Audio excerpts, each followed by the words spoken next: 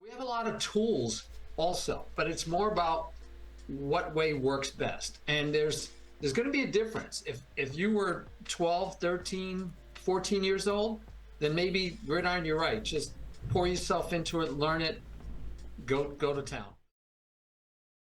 We can officially start All right. right If now. you're like myself and maybe thinker teacher, we're a little bit older. We don't have all that time to do nothing but study chess and learn an opening. And my memory isn't that great. I need techniques to help me learn an opening. So thinker teacher, hopefully you're in our study. Yeah, One of the two studies. Yeah, the The first study one. that I'm using right now is the King's Indian attack. Mm-hmm. I did invite you to my King's Indian defense. So I was just telling my chat, I'd like to make sure your chat knows, we're not necessarily trying to learn the King's Indian attack today. We are trying to use this as a sample to say, how would you go about learning any opening? Definitely. And this is just the one we're going to use. For me, how would I go about learning the King's Indian attack as an example? Yeah, thank you very much for accepting the invitation. Sorry about the technical problems, because sometimes they pop up at the last minute, but I just figured out everything. Now, both of us are in a perfect condition. We are just having the board, me and you on the screen, and we'll be talking about the principles in the opening with some of the examples that Martin prepared in advance, and we'll be talking about specific ideas and sometimes the variations that you need to figure out not to get into the position that you may have problem to continue with. And therefore, thank you very much for having the opportunity to meet you again. I am really happy to have you, Martin, and I am glad that you accepted the invitation again and want to share the knowledge with us. Be my guest. Love spending time with you, thinker teacher. We're gonna hopefully get a lot out of this. Gridiron Grace, one of my viewers, has told me how he studies openings. He says he mostly studies the important squares, the plan, and of course, weaknesses of the opening. And again, that's great. That's stuff we want to know about any opening. We want to know the important squares. We want to know what is the general plan. Where, in other words, is it a king side attacking opening? Is it a queen side attacking opening? Is it a counter punching opening? Is it a positional opening? Is it a tactical melee all the time? And of course, the weaknesses of any opening. But that doesn't tell me how to learn the opening. That just tells me that's the pieces of the opening I want to learn, but how do I go about learning it?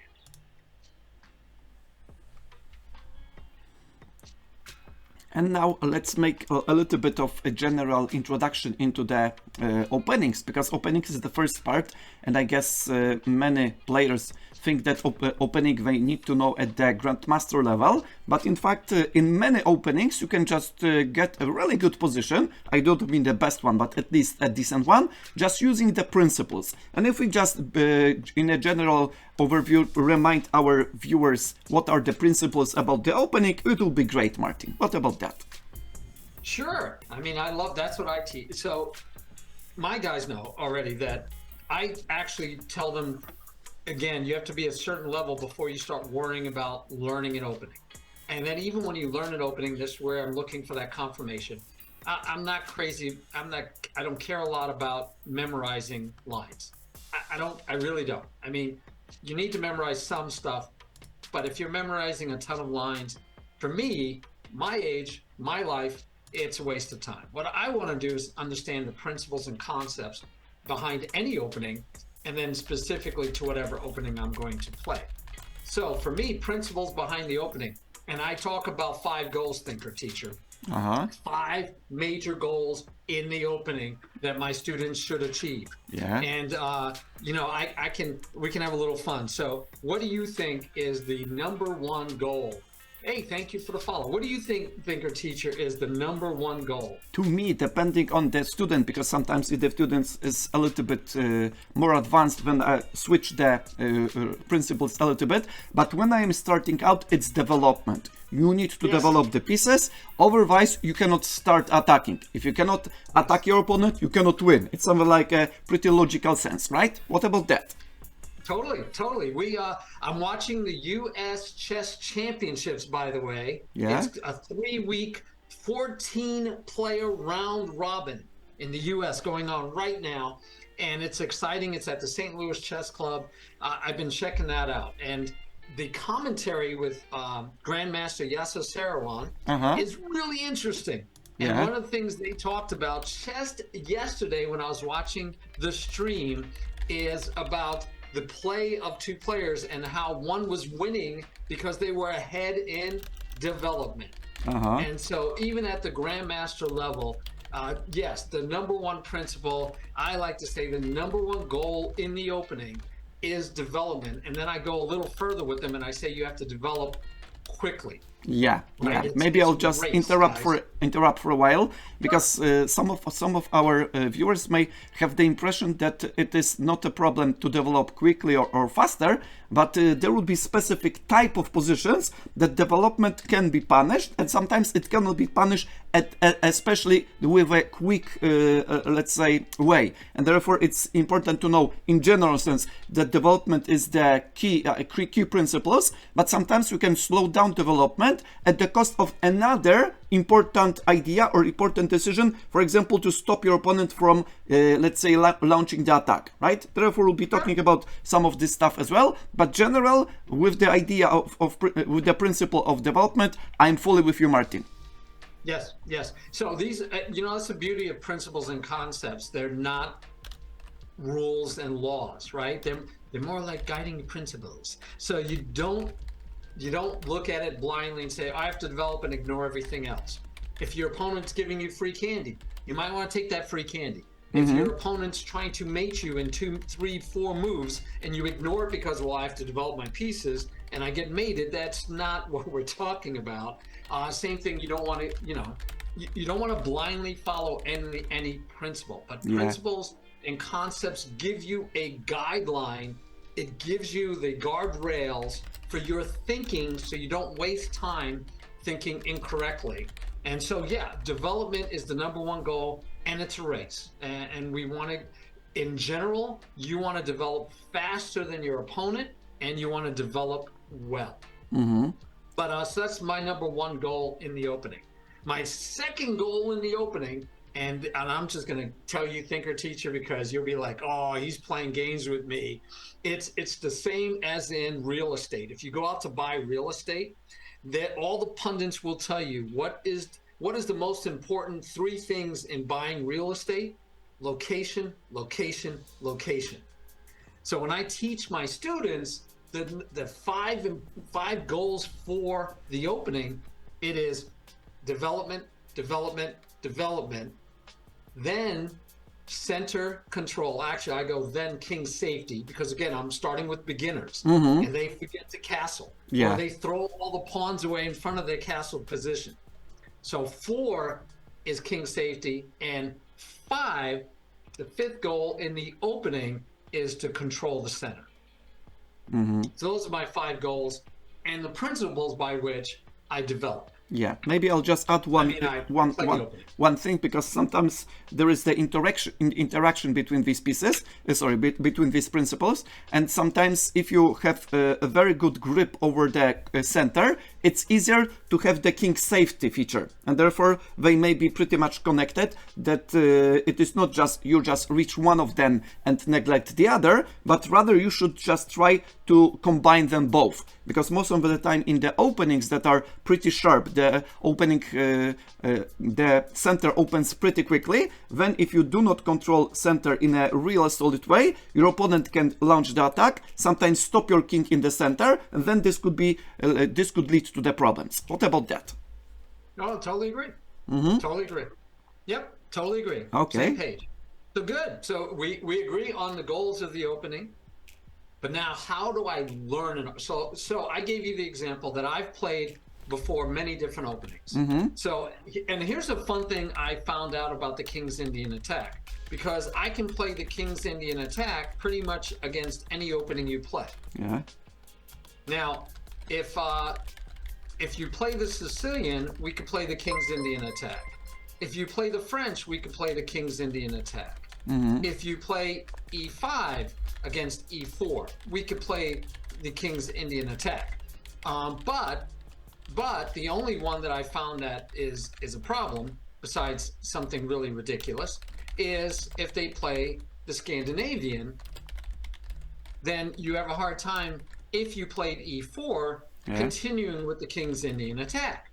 But that's why when I look at my book and I get an opening book, my opening book says, yeah, the first move is knight to f3, which paradoxically or coincidentally or just by fun knowledge, if you look at the computer, it says the best first move is knight to f3. Not because it's trying to play the King's Indian attack, but because by principle, it develops a piece, attacks the center, and it's happy. Yeah. But by playing knight to f3, then I'm pretty much guaranteed I can play the King's Indian attack no matter what my opponent does. But it was an interesting thing because I've played the Vienna game, right? I've played the Vienna game, I've played the Vienna Gambit, I've played the King's Gambit. And so if I played e4 and you played e5, I'd be happy to play the Vienna game or King's Gambit. But if you play the Sicilian or the French or the Caro-Kann, I got to learn a whole nother. I got to learn all those openings. Yeah. But if I played e4 and you played any of those choices and I transitioned immediately into a King's Indian attack, if you don't play e5, that gives me a lot of flexibility. Yeah. So that in the future, I can still play e4, and the only one I would have to learn another opening to is the Scandinavian because that wouldn't fit the mold, right? That's just an aside. Let's get back to what I need. I need help with Thinker Teacher. I need help. I need to learn an opening, the King's Indian attack. I'm going to be playing in a tournament in 2 weeks, and I'm making that part up. Yeah. But I'm going to be playing in a tournament in a month, 2 weeks or a month. And I want to have the King's Indian attack as a weapon in my pocket. I want to play the King's Indian attack. How do I go about learning a new opening? Probably if you start learning the opening, it's great to know these principles because the principles are something like the direction that you should follow. But in the meantime, it's a good idea to know about the, let's say, main lines, the lines that you would like to, let's say, put into the practice before getting into the pretty much big details. Because if you'd like to learn all of the lines, all of the stuff, this may be pretty much very, very difficult and take you a lot of the time. And in the meantime, there are some offers that they just give you some overview about the opening with some kind of systems, right? Some like the directions that are set up and you want to reach these goals. And many times there are some offers that say the goal of the opening is not to reach the best position. The goal of the opening is to reach the decent position. And if you use these principles and in the meantime know the basic lines about specific configurations and you want to know what to reach, what kind of type of positions you want to reach, it is going to be a way smoother, a way more efficient. What about that, Martin? I'm game. I'm game. Yes, I agree. So again, that's a good start. And I did learn, and if you're in the study with me under let's see, there's the plan and there is the according to Smith Hall. I'll just use the according to Smith Hall. I looked at, again, I pulled out a book. I tried to do some homework. I tried to say, how would I learn an opening without Thinker Teacher's help, right? How would I just go about doing it? And one of the things that I found in the Smith book, which was interesting, he said, here is the preferred move order, not just moves, but the preferred move order. So it's knight to f3, and then you fianchetto the bishop preferred as your move order, which was interesting because as long as I have played the King's Indian attack a little bit in the past, I always played d3 next with an eye to get the e4 in earlier.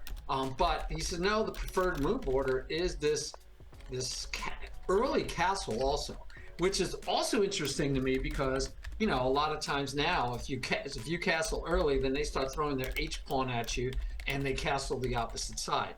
But, you know, again, I'm trying to learn, so I'm looking at what it suggests as the move order. So we get to this position and it's like, yes, this is one of the primary positions. And then we go further, and actually what I wanted to show you was that what they actually talk about is, let's go here and let's have them just develop here, let's say, because what he goes on to say would be even more so. Let's say you castle and we go here and let's say we go here, because then eventually the idea, and it depended if the pawn was on e5. If the pawn is not on e5, we want our bishop on f4. We want the pawn, which would go first, to h4, and then we would move our knight to g5 and our queen to g4. So I thought one thing I can try to do with my limited memory is memorize the preferred order of moves if I had the ideal state and my opponent did nothing to stop me. So that was one thing I thought, let me try that. Memorize at least the preferred order of moves, because one, I'll know the moves, but two, I'll also know the preferred order. Yeah. And then looking at this book, Thinker Teacher, he also showed the pawn structure, not the pawn structure, but the opening structure against different openings. And I thought, you know what? And I saw it in another book. I don't think I saw it in this one, where they actually showed you the pawn structure without the pieces, which I found very enlightening, because I thought if I needed to study an opening quickly, or just well, without spending a lot of time, if I studied the pawn structures that I would get and understood the strengths and weaknesses, like Gridiron was saying, to that pawn structure, right? Because the pawns kind of define how your game is played. The pawns are that backbone, that skeleton, that part of the foundation of your game, which will tell you how you're going to proceed. And so if I learn the pawn, if I could just imagine, not only learn what the pawn structures are, because you'll get into those, right? It's not like I need to memorize a pawn structure. I'm going to be in one of these pawn structures, depending if my opponent plays the Sicilian, the French, e4, e5 back, if they, depending on what they do, these are the like 4, 5, or 6 common pawn structures I'm going to fall into.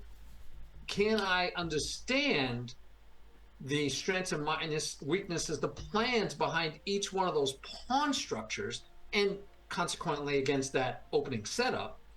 But I liked the idea because it wasn't even like, I didn't have to remember if they played the Sicilian. I didn't have to remember if they played the Kier system. I just had to remember the pawn structure, right? It's a picture. And if I can learn the strengths and minuses to that pawn structure, would that be a better way to learn the opening than like memorizing 10 variations? Maybe I'll just add some points to your great explanation, because sometimes the viewers may have the impression that the pawn structure is something like study for the next year, right? So like, I'm just buying the pawn structure book, I'm learning all of the typical pawn structures, I'm getting into the details, some like into 22 or 2400 level, and then I come back into the opening that you mentioned that we are learning, and we are just continuing. It's a little bit of myth, guys. We do not talk about the studying openings in the sense of being the expert or master the opening, but rather have the general overview about the opening with the pawn structure in mind, but especially pawns are very important, as the Francois Danican Philidor mentioned in 1789, because pawns are the soul of the game. Pawns are the soul of chess. Why is that? Because if the pawns are fixed, for example, I'll just show a super simple example that may be very easy to understand.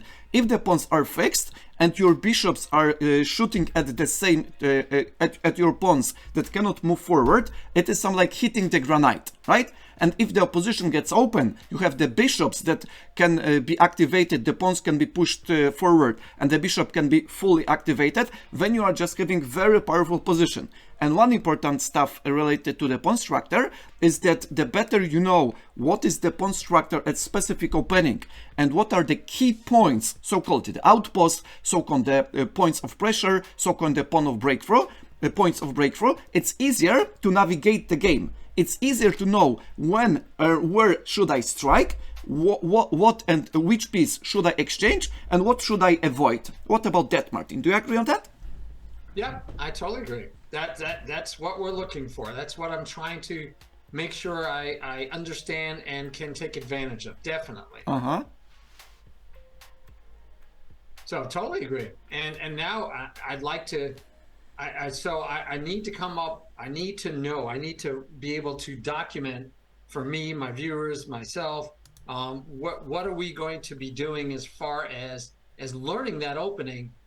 What's the best way? What's step by step? So one of the things I'm thinking is, let's say I go to and board editor, and by the way, just to be clear, guys, I am not like normally when Thinker Teacher and I get together, we share ideas, but a lot of it's like he interviews me, I interview him, we just talk about our beliefs. I'm not.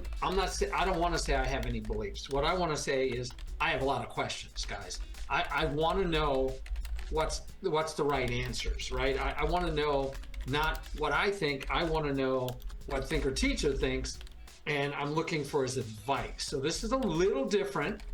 I'm going to throw this one into my King's Indian attack, and I'm going to just build some positions based on the book, which would include the pawn structures. And later, I think what I would want to do is remove the pawns, actually, right? I'd actually want to, I mean, the pieces. I'd want to remove the pieces so that I'm only in the pawn structure without the pieces being there. I have to add kings because you can't do it without kings.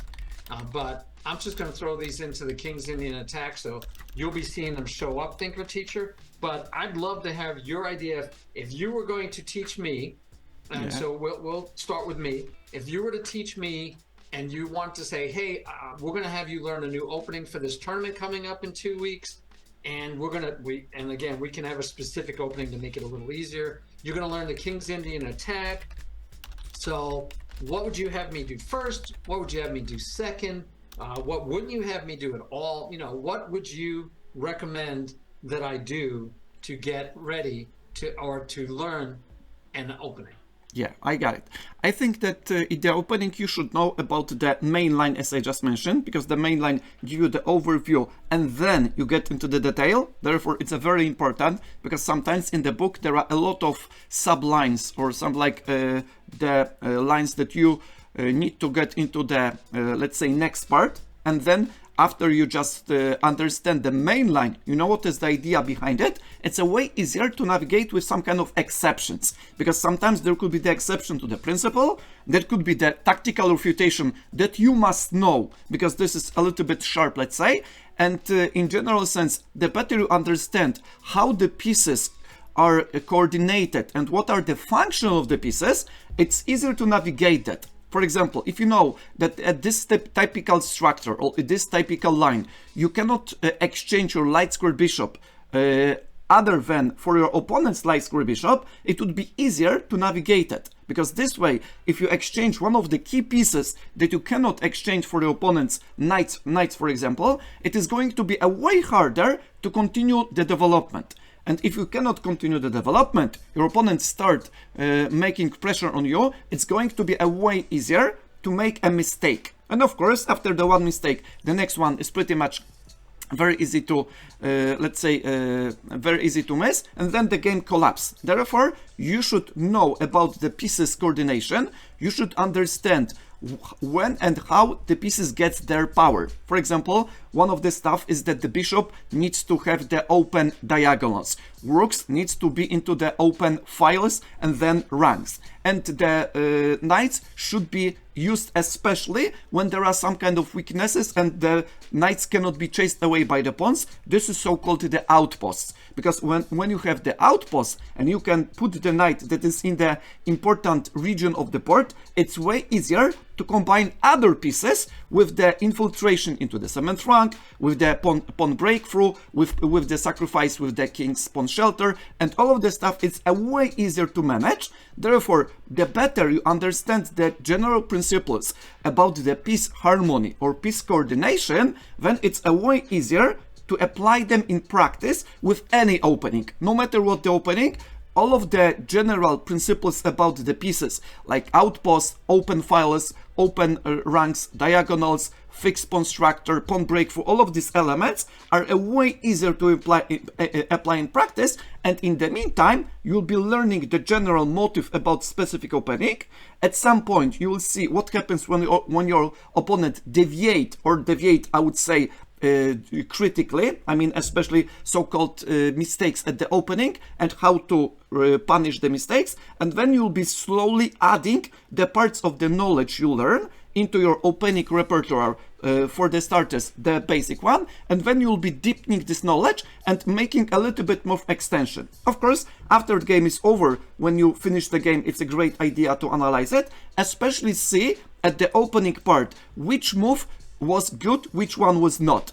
And you need to be focused over not just engine evaluation, but rather if you reach the goal, if your pieces were coordinated, and in the meantime, how much your opponent deviated from the so-called theory, and if you could spot that, and in the meantime, if you could punish that, right? Because if we cannot punish the mistakes, we'll be, let's say, pretty much standing in the same planes, not developing our potential. Therefore, we just need to integrate the opening slowly with some of the ideas I mentioned, and then it will be, let's say, going better and better. Take notice, guys, that is very important, that, as I just mentioned, the goal of the opening is to reach decent position. It's not to outplay the Grandmaster with the specific openings in 15 moves, because some players may think this way, but it's to reach the comfortable position, the position you know, you understand, you like, and you feel comfortable. This way, you can play against anybody, and you'll know what to do. You will not be blown off the board very quickly, and in the same time, you will not get to worry about memorizing tons of lines, and if you forget, oh my goodness, I do not know what to do. What about Martin? What about that, Martin? Do you like it? I like it. I like it. I also like that you mentioned, hey, D1, I really like also that you mentioned that in the Fiend Shadow Bishop, that we want to trade it, if we're going to trade it, we want to only trade it for the other light squared bishop. Right, so that stuck with me already, something you said. And then your idea, and you're talking about understanding the concepts behind where the open lines, where do you belong. So as an example, let me go back to the plan or the setup, either one of these. Let's just do the according to Smith Hall. That when do I put the rook here and when don't I? So if the rook goes to here, I know in the order of moves is, especially if my opponent did not play e5 and I'm going to get to play e5 myself, I want the rook there to support the pawn when I push it to e5. So that's a big one to understand, because the rook goes here, and then the other choices are the queen might go here and leave the rook on the f file if this center gets locked up.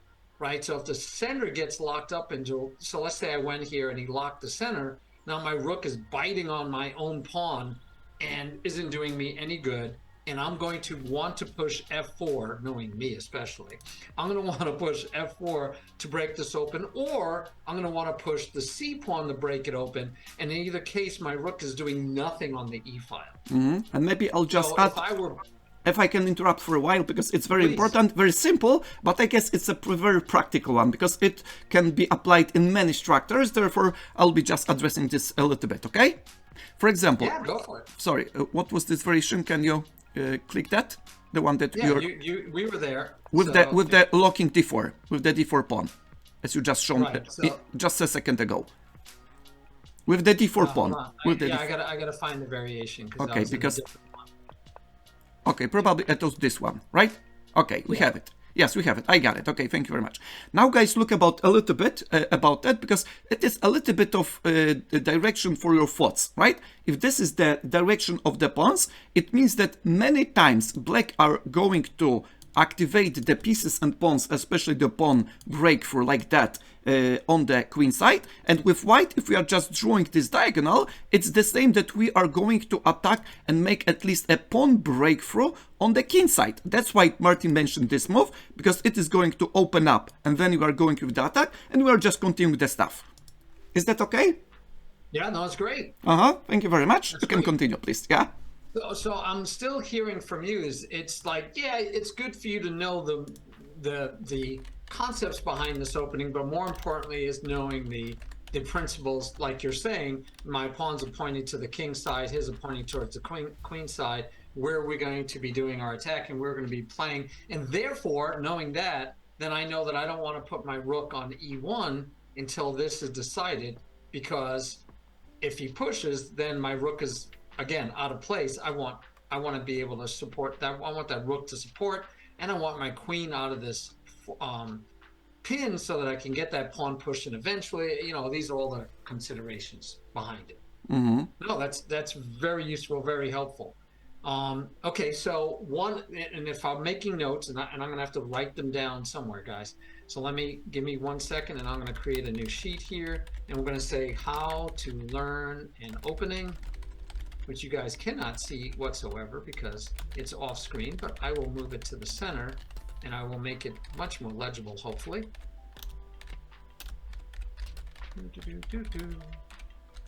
Maybe in the meantime, when we're working on the stuff in the background, I'll just tell my guest, because I am just, let's say, having a great news that I invited the author of the book by Smyslov. Smyslov is one of the world champions that is pretty much very much forgotten, and we'll be having the collaboration with him. He is the author of the book, and there will be the interview on my channel next Sunday. Therefore, I'm happy because more and more collaborations are coming, and you are one of the guests that started this ball rolling. Therefore, Martin, you are the first one who just make the explosion of the collaborations. Thank you very much for what you do and what you share with us. Well, no, it's great. I want to see this presentation for sure. This collab with Smyslov, or you said Smyslov? Yes, Smyslov, but the author's name, the author's that he's going to publish 3 volumes. The first volume was published 2 years ago. The next 2 or 3 probably will be he is going to write probably in 5 to 6 years, because it will be pretty much massive work. But this was the gap in the chess literature that nobody could fill, and therefore it's great because this way we'll have more materials, especially the biography, the events, the anecdotes, everything, because the book is let's say published in English and in Russian simultaneously. It's like a big editorial process, right?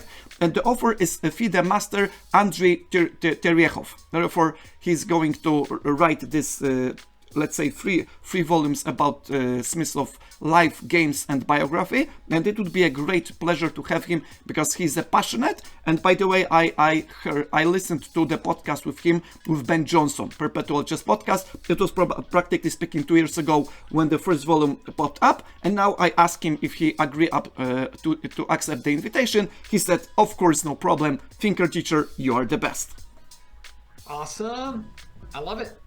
All right, so I'm making a list, Thinker Teacher. One is know the structures you can expect, understand the pawn structures, as pawns are the soul of chess. I agree, and they are the framework. They tell you how you're going to play the game. Know the strengths and weaknesses of the pieces, where they normally develop.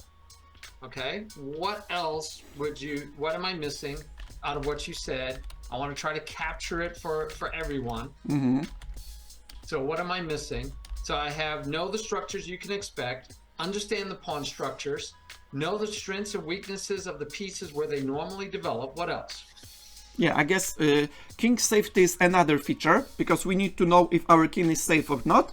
And if we just, let's say, know about king's safety, about the attack against our king, it's easier to continue the game. But if we exclude for a while the king's safety, it's great idea to know how we can make progress. Because if we are just setting up the pieces, but we are just shifting back and forth, probably it's not going to finish in a positive way. Therefore, it's good idea to know about the pieces where they belong to, and especially what is the pawn breakthrough, because many times if the position is pretty much very let's say locked, it's difficult to navigate the pieces as long as we do not know where and when and how we should make a pawn breakthrough. With pawn breakthrough, we are opening the files.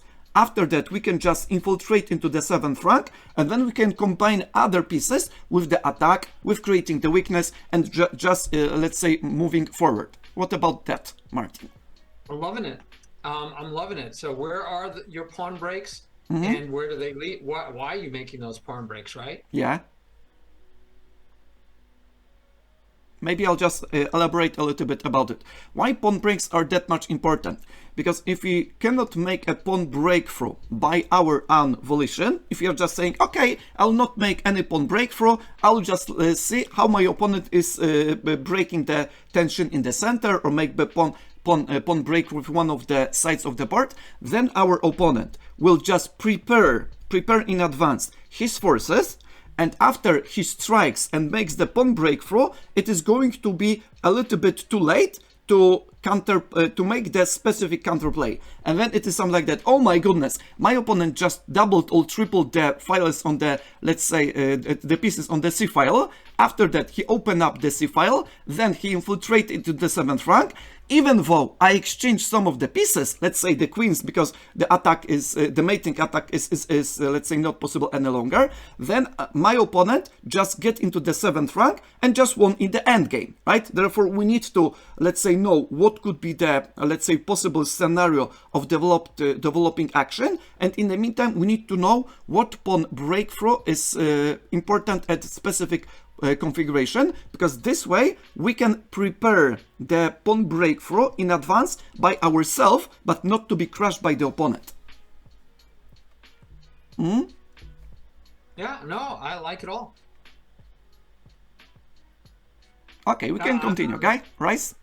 Yeah, no, I'm learning. All right. So, and the pawn breaks to me, before I started streaming over a year ago, and watching streamers, I knew nothing about pawn breaks. I've played chess for many years, and I had never heard the term, and I didn't know anything about it. I just play chess.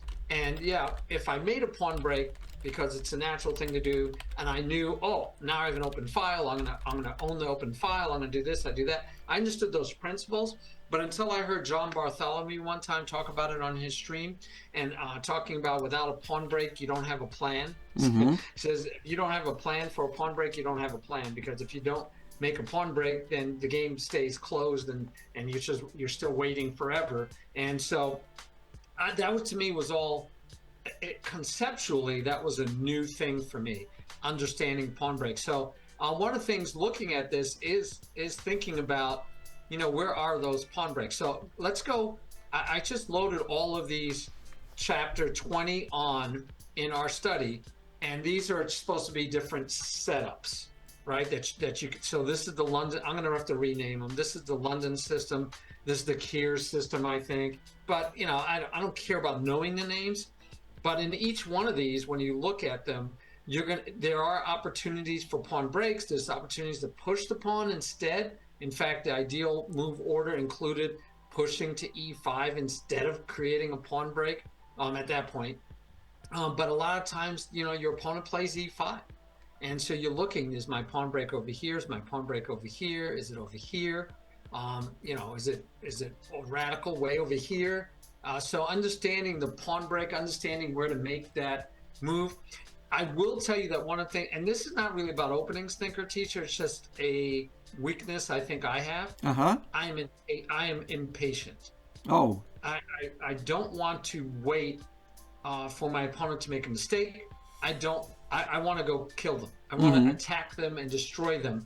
And so a lot of times I'll make moves that are not the best moves, because I'm overreaching, because I want to go attack that opponent. So getting all your so as an example for me, one of the things that happens in the King's Indian attack many times, and let's just go through the ideals. This isn't even the ideal situation. This isn't their main line, but the question is here, like, how does this bishop get developed, right? So many times this bishop is slow to develop, and you'll have to find another way to get that bishop in the game. And so you see he hasn't moved yet. While I don't like the fact that my opponent has all 4 of his pieces developed, while I still have a bishop that's slow to get in the game. So that's just an irksome thing. Like, I'm like, I don't like that. I want my bishop in the game. And so if I look at the setup, which is just another This is not going in the same move order as the book recommended, but you get to here.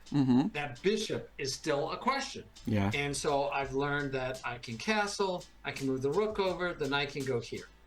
And then from here, the knight can go here many times to h2. And then from h2, it can go to h5, g4. And from e3, of course, it can go other places also. Yeah, got and it. So getting used to this rhythm, getting used to the fact that this bishop is slow. I did play a game. Let me see if I can find it for you. It's in the studies. So in the studies, I had an opportunity. Yeah, actually, I think it was against our good friend Ratchet Lodros. I think that game was one of them. So here, right here, I think it was it here? Let me see. Yeah. So because he locked up, so this was, I think I just blundered because I definitely knew I was supposed to play the knight here first, but I played too quickly. Impatience. Yeah, I was impatient. I didn't take my time and think it through. I knew the knight, it's like a trigger for me. When I learn an opening, I want to learn triggers. So for me, one trigger is if this pawn is here, I want to get the my d pawn out. If this pawn is here, I need to have the knight here so that if I push and he takes, I take, he can't take my queen. I need to have the knight blocking this file before I push. I know that as a trigger. I know as another trigger, which doesn't seem to be what the book says, another trigger is if they move this bishop off that anywhere. That bishop moves anywhere along this diagonal, that I want to push this pawn up, because then if he backs up the bishop with the queen, I can put my king to h2 to protect the pawn. And the whole idea of that is I don't want him trading off my bishop. But everything I've been looking at in this book says, you're worried about nothing. He takes, you just take back. And like you said, I'm trading the correct bishop for the bishop. I'm not trading my bishop for a knight. So therefore, I don't have to, if they want to trade off that bishop, go for it. In a lot of ways, I look at it, my bishop's hitting on my own pawn anyway. And you traded a pretty powerful piece. And as in this story, this is the good bishop. So if you want to trade your good bishop for my bad bishop, I should be okay with it. But that was the way I understood it, that I didn't want that trade. But anyway, so here I jumped at the opportunity to get my bishop out before I moved my knight here and trapped my bishop, even though this meant I had to trade the bishop for a knight. Yeah. And again, we know that that's probably not best, trading a bishop for a knight, because the bishops are supposed to be better. But that's what I ended up doing. Now I would like to interrupt for a while, because Thinker Teacher needs to have his time of glory for a few minutes. Is that okay? Yeah, go for it. Because take notice that I am just all of the time listening to you, because you are just showing amazing ideas, but in the meantime I'm addressing the chat and thinking by my own what can be important to our viewers, right? And therefore I'll be addressing very quickly, because I know that you want to continue smoothly, but I will address some of the points that probably may be really important. One of the questions that was shared in a moment ago in my chat was, what would be the main differences regarding studying openings and the strength of the player? And I just make a general, let's say, rule: the weaker the player, the less he knows about the opening, and the stronger, the more ideas and specific positions he must know. Therefore, it's like expanding, right? Step by step. It's not correct, at least from my standpoint, probably you may agree in a moment, that the player who just started playing chess learns the opening, the same depth, the same type of ideas, the same type of, let's say, memorizing the lines as the player who is 1800, 2000 or 2200. It's completely incorrect from my standpoint.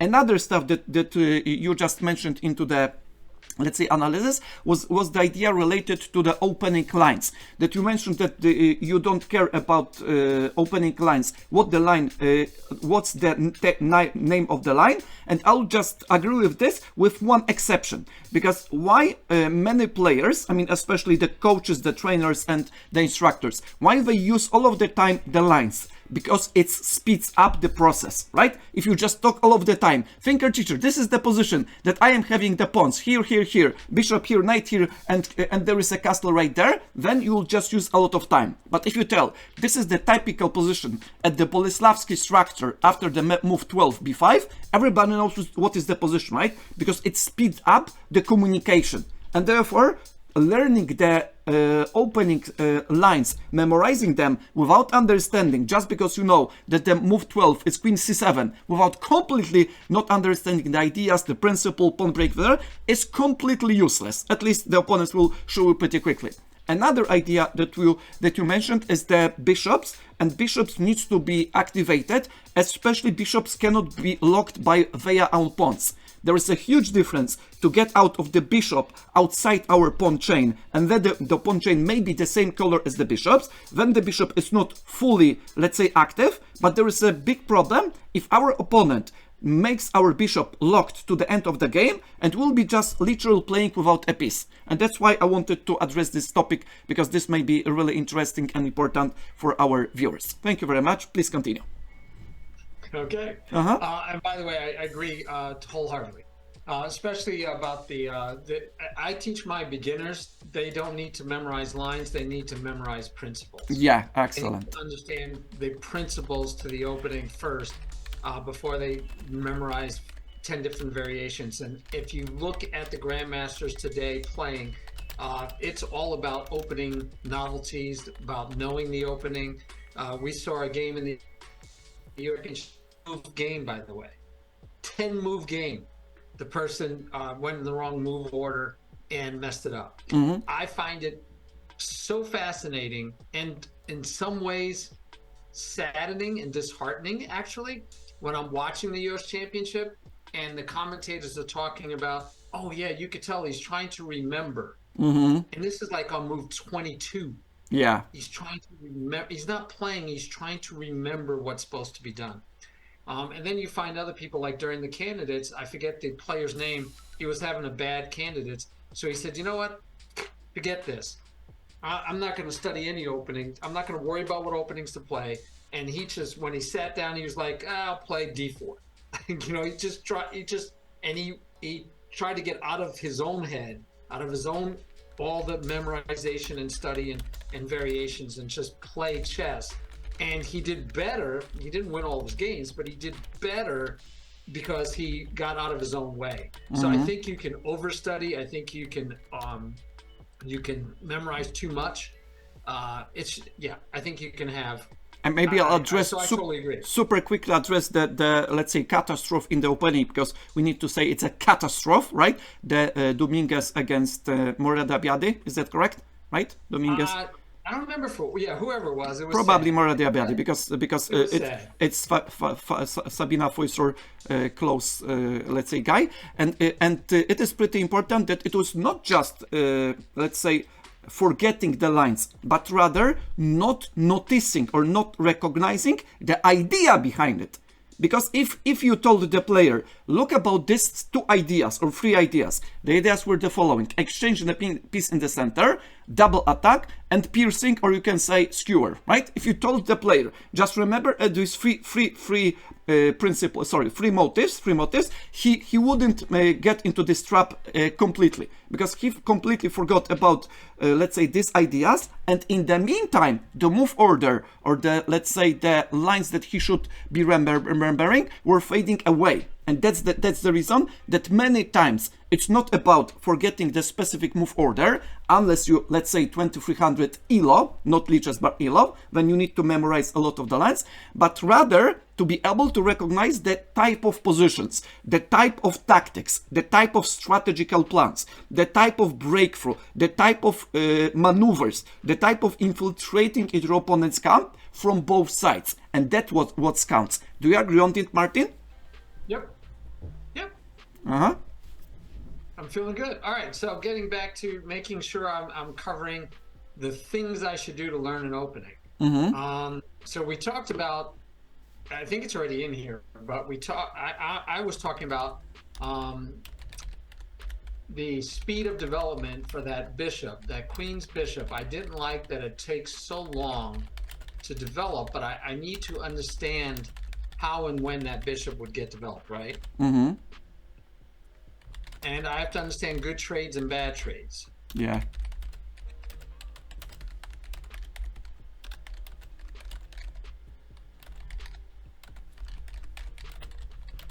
And I need to understand, like I said, a piece that's slow to develop.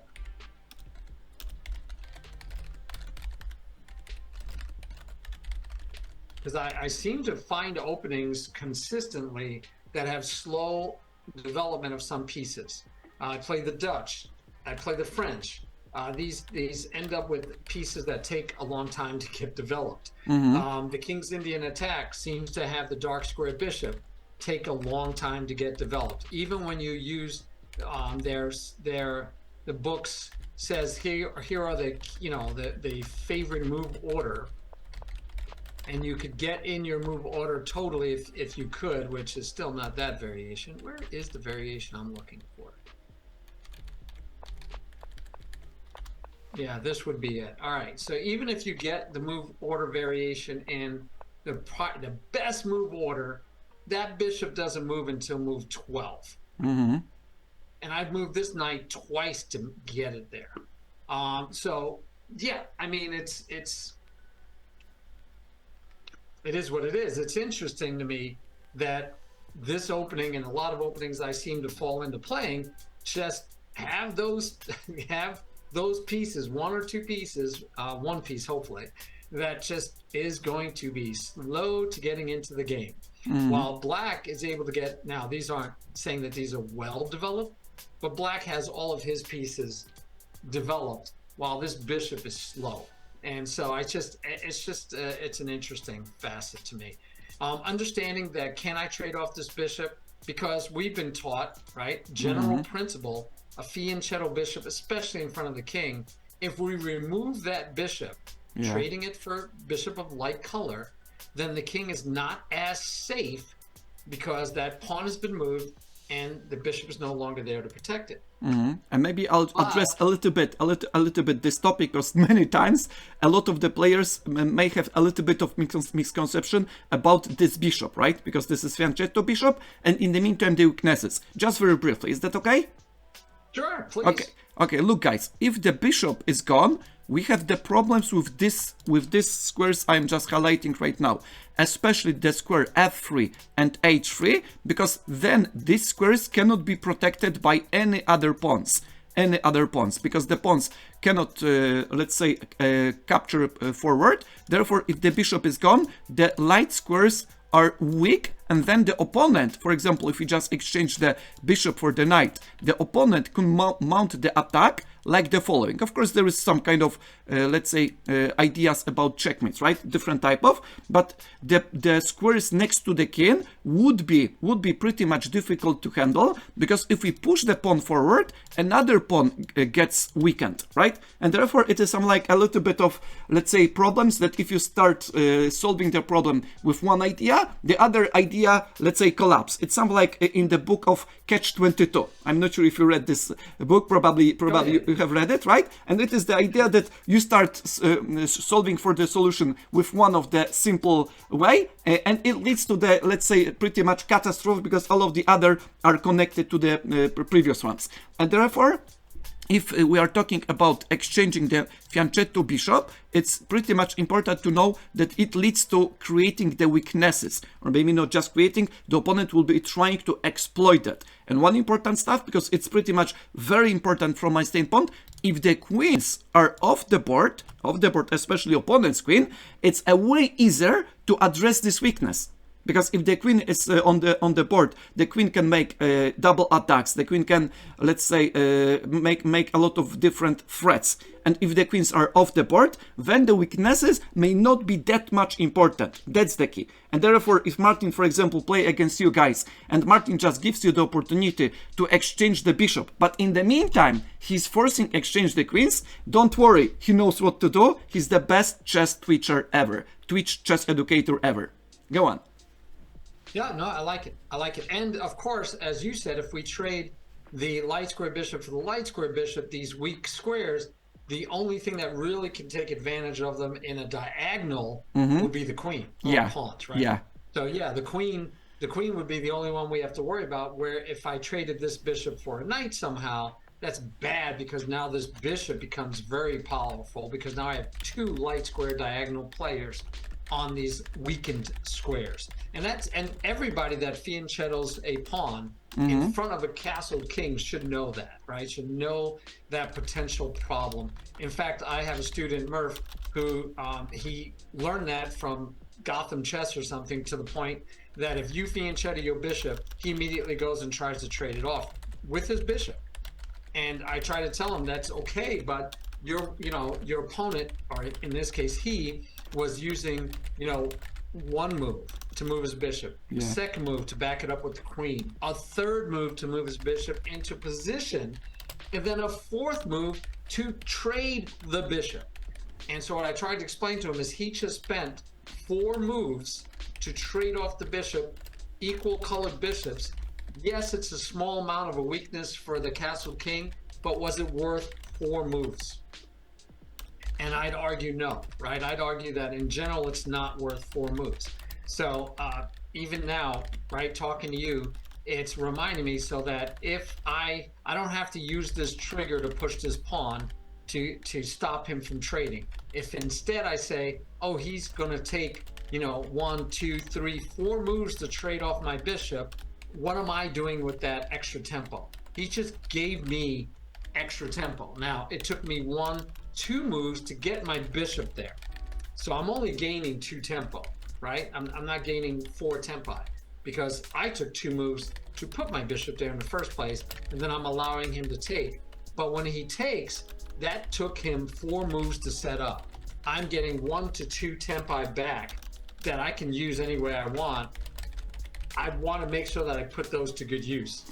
If I waste those tempi doing nonsensical moves that don't improve my position, then I feel like I'm letting him, I didn't punish him for trading off my bishop.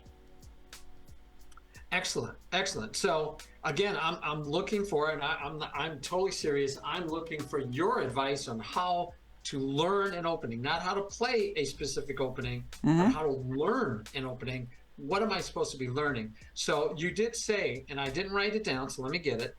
You did say that you do want to look at the main lines, right? Yeah, first the main line, because if the book, because there are many courses, there are many books, I do not mean about, let's say, the form of the material, but rather how to process this material, right? For example, if we are having the book that is, let's say, 200 pages long, I just do it for the simplicity of, let's say, example. If we are having the books that is 200 pages long, and if we just briefly study the main lines at each of the variations, because sometimes the author shows some of the variations, and then we are learning these variations because there are some kind of structures, the positions, and some of the positions we can understand better, we can enjoy more, and we can feel more comfortable, right? The others may be a little bit difficult because we are choking, let's say.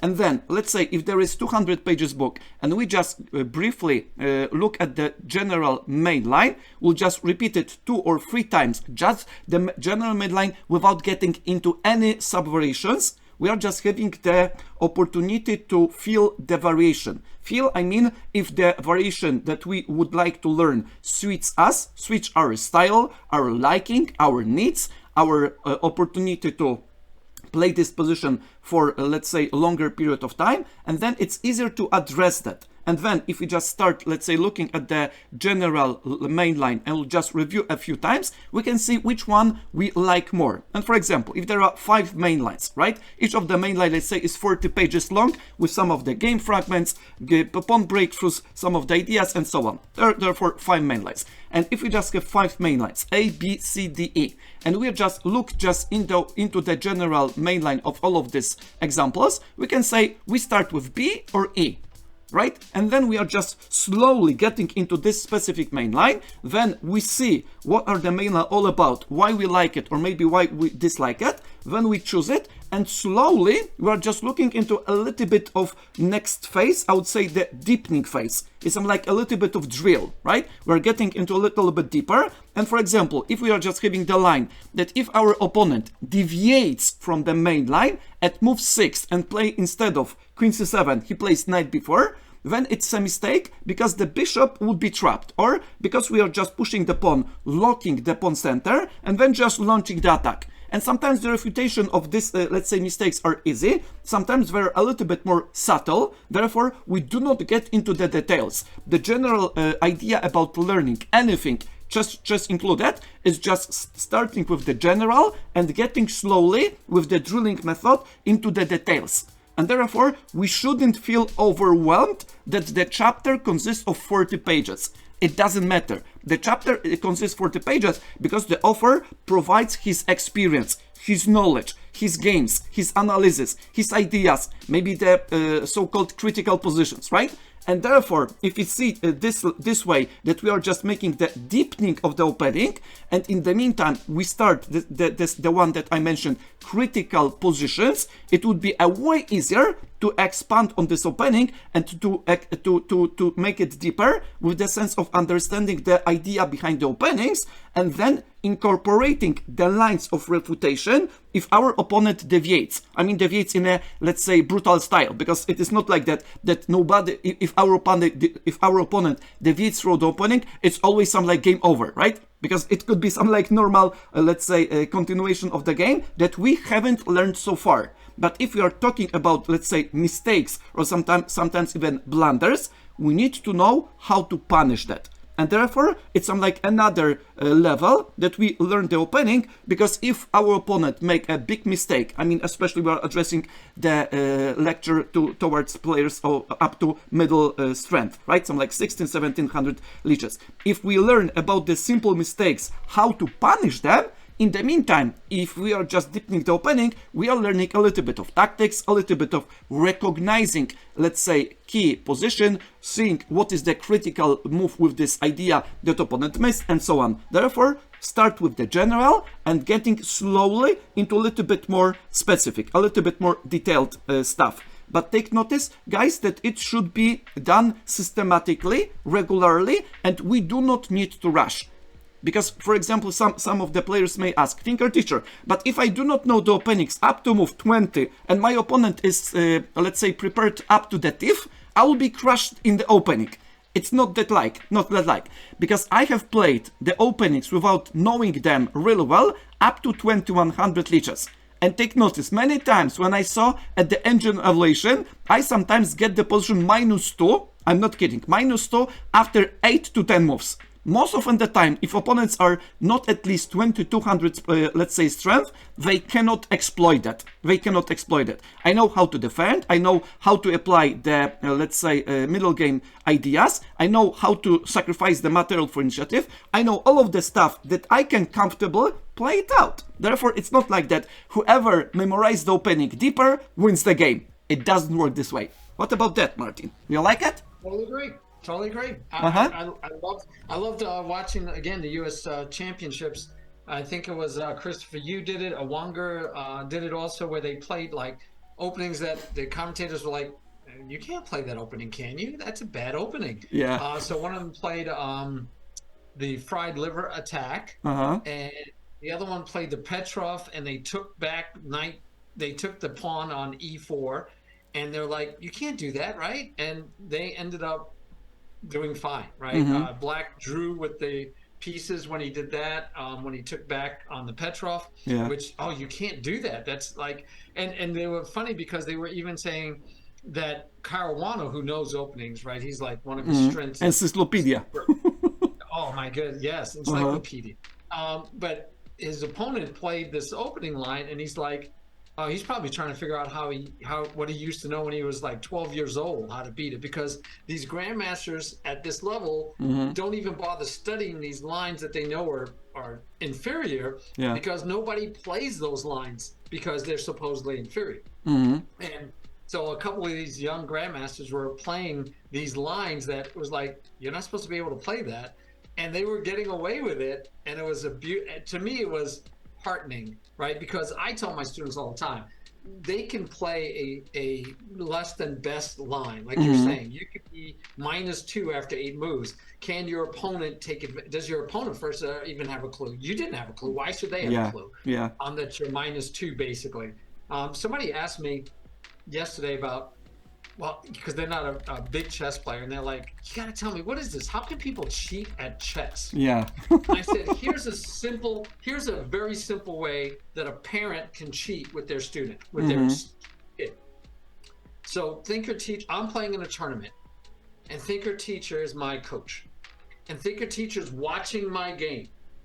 And Thinker Teacher sees a position where he believes I am winning clearly. That I have winning moves. I am way ahead. All Thinker Teacher has to do is do some kind of hand signal like this, and I can go, oh, now I'm going to focus super hard and find the winning moves. There is something in the position, right? Something in the position. Yeah, it's the just a signal without the move, just the signal, right? Just the signal. Yeah. That's why when you play online chess, it doesn't show you the evaluation bar. That'd be cheating for you to know that you're winning or losing. That you got to figure that out on your own. So a simple way to cheat in chess, and it's totally cheating, just as bad as the person telling you what move to make, is to tell you, oh, you're winning, or oh man, you're losing. And that's why as a director, I don't like people even watching other people's games, because all you need is somebody to walk by and go, yeah. The effect, right? The effect of the signal. Away. Yeah, the person that's about to play goes, yeah. What, am I about to lose? Does he have a mating move, or do I have a mating? Now I'm going to spend, instead of the 2 minutes I was about to spend, now I'm spending 20 minutes to find out what's going on because of that person's reaction. Yeah, and that's cheating. And I'll just add some important stuff related to arbitrating, related to managing the tournament, because both of us are chess arbiter in the meantime, that sometimes the, let's say, spectator reaction is not just the signal for the opponent, but it's disturbing the player, right? I do not mean the opposite player or the player that gets this information or the signal, but let's say I'll just show a little bit of fun example, but it's a real one, even if it sounds a little bit funny. If the player gets into the board and makes something like direction and sees walking away, it doesn't matter that you have the winning continuation. It matters that he sees this continuation. And whatever the continuation is sound or unsound, you can see after the game with the engine, with the coach, with the, let's say, stronger player. Because many times I had the same, because I have been playing, I used to play at over-the-board chess for 15 years. And I had many times, believe me guys, it was hilarious. Because I couldn't, let's say, shout out loudly, because I was playing, I didn't want to disturb other players. But it was something like sighing, right? Relieving, some like excitement. And in the sense of, oh my goodness, what are you doing? And sometimes, whoa, you're doing fantastic. Not always it was the same. Sometimes when we were saying like that, oh my goodness, Thinker Teacher, you just dropped the queen. And it was the combination that if my opponent takes the queen, it's checkmate in 3, or regaining the material with the, let's say, the intermezzo move, right? The other times was, oh, some like rubbing the hands, right? Rubbing the hands, that you have a really good position. And my position was hopeless. I was just praying for my opponent not to find the crashing continuation. And that's why the stuff that you were talking about, the sharing the signals in the sense of excitement, frightening, all of these ideas should be, let's say, at least limited, right? Because I am not that much into the, let's say, sense that spectators shouldn't be allowed to observe the games, right? To qubits, but rather they should be educated. This is the key. Educated about the stuff that you mentioned, the cheating, about the signals, about the information that is not allowed for the player. And this way, they can cheer up, they can keep it in an educational manner. What does it mean? Many times when I was I used to work at chess club, some of the parents asked me, how should I cheer for my son? How should I cheer for my daughter? And I was something like that. Maybe it's a little bit strange, but try to keep fingers as hard as possible. And after the game, hug the daughter or the son whenever the one needs that, and ask politely about the game. Do not ask about the score. Do not ask if you win or lose. He or she will tell you in a moment. But if you address it in a direct way, it can be pretty much heartening, right? And therefore, just show curiosity without giving any signals, especially the signals that are pretty much very recognizable. Some like, oh my goodness, right? And some like even that sometimes the players even just mentioning, when if are standing next to the board, the specific moves. Not the players, the spectators, sorry. Some of the spectators whisper something like that. Now he loses the queen. Now look, pushing the pawn and game over, right? And now something like that. Jesus Christ, guys, leave the hell out of here if you do not know how to behave. And that's why I am on the position, probably Martin, you are on the same track if I'm not mistaken. We should educate first. We shouldn't punish. Of course, punishment is one of the ideas. I do not mind. It's not let's say, efficient. But first, we should educate. We should explain. We should show why is that it's just the reaction, not the specific moves. Because some of the viewers can say, "Thinker teacher, but I didn't tell the specific move." I was like, yes, but this was the signal, the same as you have in the book, why to play and win, or why to play in checkmate free. It's the same. It's the same. It's the subtlety. It's the subtlety. What about that, Martin? Do you agree on that? No, totally agree. Totally agree. So one thing I'll tell you is that I do tell my kids every time before we play in a tournament, and I do them every first Saturday, I explain to them not that if they go and watch another game, they have to be totally stoic. Yeah. You know. Yeah. And they cannot give anything away. And it's important for them, especially because they're beginners. So guess what? They go, yeah, with more intense totally reactions, right? More intense reactions that cannot be hidden. Yeah, but like you said, they're totally wrong. So they get excited. Yeah. They think they see a good move, and they're wrong anyway. And so then the person will be like looking for 20 minutes to find it's even more confusing for the player because he has the signals. I'm like, oh my goodness, there must be something in the position, and he is let's say 400, 500 stronger than the spectator, and he was something like that. Oh my goodness, I have been investigating the position for 15 minutes already. Somebody spotted it in 5 seconds, right? Am I blind? Am I blundering something? And he is even more confused. And this is disturbing, right? Because it's not just sharing the information, sharing the signal, but it's making the confusion. I will make a little bit of comparison, right? A little bit of analogy. It is the same if you get into the player and start bouncing him in the back, right? Here, you have the combination. Here, you have the combination. It's the same. The level is just subtle, right? More subtle, but it's the same. Hey, you have the combination. Hey, there is a checkmate in free, right? Are you blind? It's the same, guys. The level of abstraction is a little bit different, but it is the same if you get into the player and bouncing him into the back and say, you have the winning position. You need to capture the rook. You need to make a checkmate in free. That's the same. Yes, and you don't even have to be a stronger player, right? I can watch your game and know things and give you hints because I have no pressure. I'm not playing. I didn't just make the last 8 moves and have my mind totally focused on one thing. I'm walking by and going, oh, that's a mate in 3. You know, it's to see when you're not under the pressure. Where you're not engaged into the game, and you're not into the game with 100%, right? You are just getting back and forth, and in the meantime, oh, there's a checkmate in 3, because you haven't been analyzing all of the structures, all of the pawn breakthroughs, all of the plans, all of the king safety, all of these factors, all of the time. You just saw it the same way as you just spot in the workbook of the tactics, right? Mate in 3, oh, this is the task. I know it. I remember because I solved it 10 times. No, totally agree. I also, by the way, Thinker Teach, one of my teaching techniques that I've adopted and I've been using a lot is puzzle-worthy moments. Yeah. Which means somebody walked by and went, oh, it's a puzzle-worthy, or your teacher's like going, you got to, this is an important position, don't mess up. And if you knew, I tell my students, my viewers, if they knew that this move was a puzzle-worthy moment, they'd find the answer, right? Because they're really good at puzzles. Yeah. And they would just look really deep, and if they didn't find it, they keep looking because they know it's a puzzle-worthy moment. They know it's white to move and win, or white to move and get a big advantage. So they're going to take their time. So that's cheating to let them know it's a puzzle-worthy moment. But I do, conversely, I try to give them, and I always try to find triggers or techniques or information that I could say, here are keys, here are clues that you may have a puzzle-worthy moment. and then they can say, hey, I see the clues, again, not memorizing the pattern, but I see the clue that says I might have a puzzle-worthy moment. Let me double, triple check at this point where I would have just made a natural move without thinking. Well, now I'm going to take my time and really look hard. Yeah, I fully agree.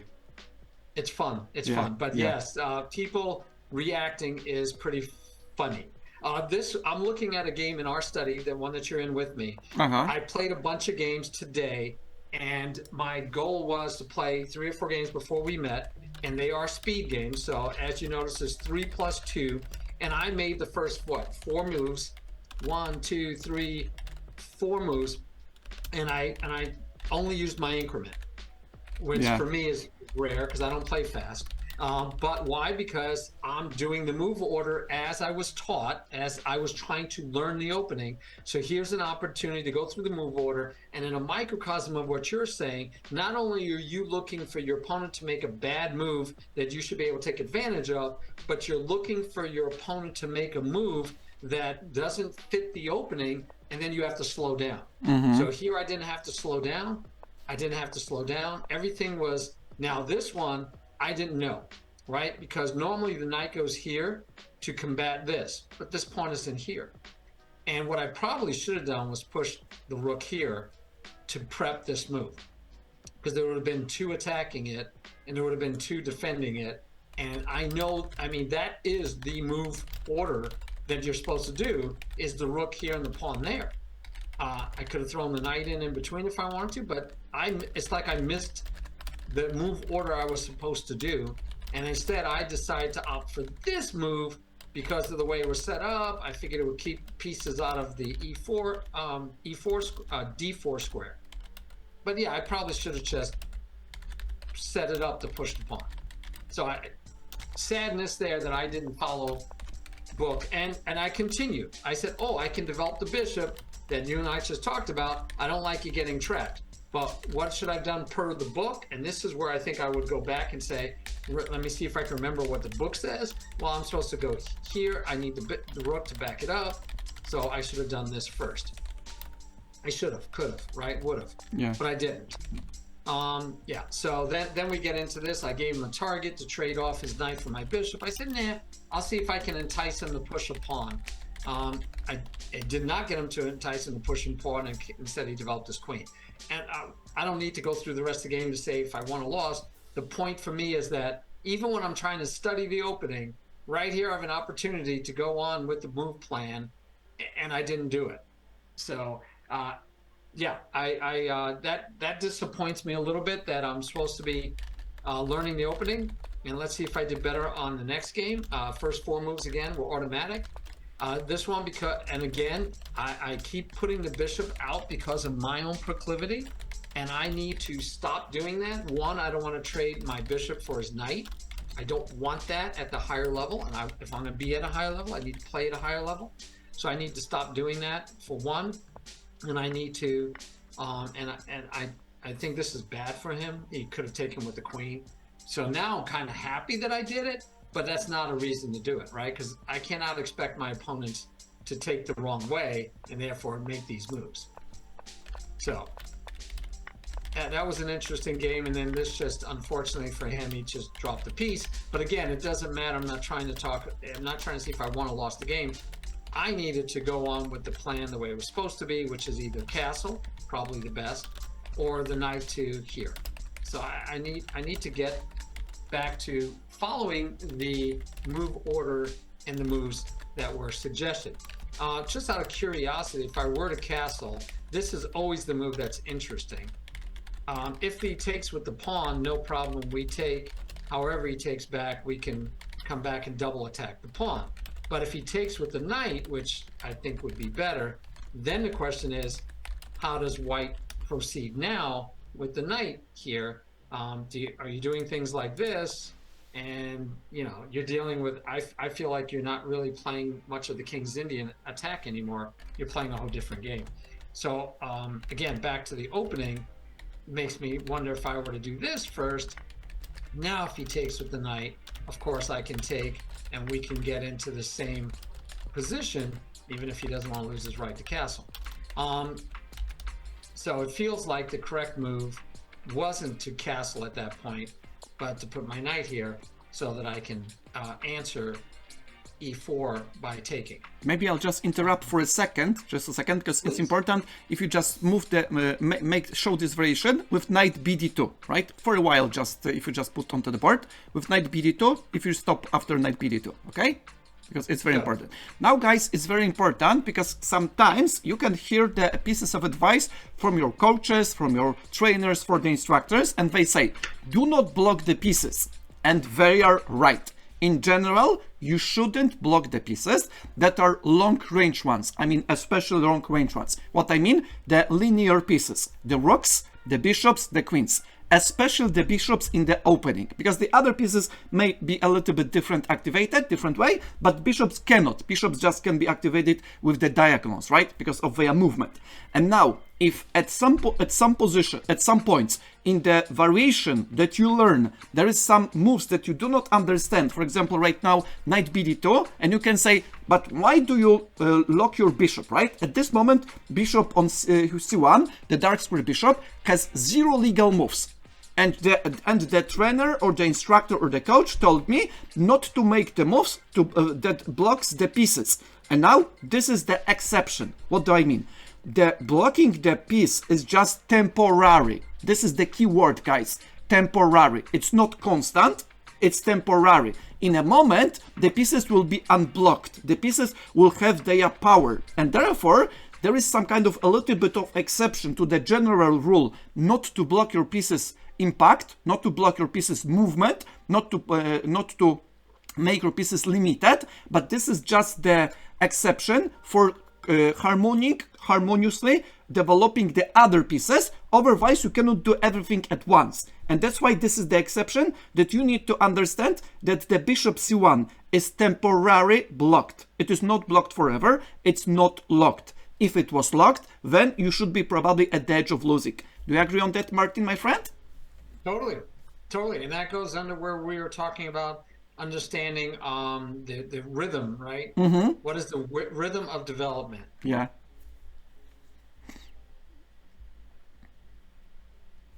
So in the King's Indian attack, the Queen's bishop is slow to develop, right? And that happens also in the French and in other openings. But you have to understand that rhythm.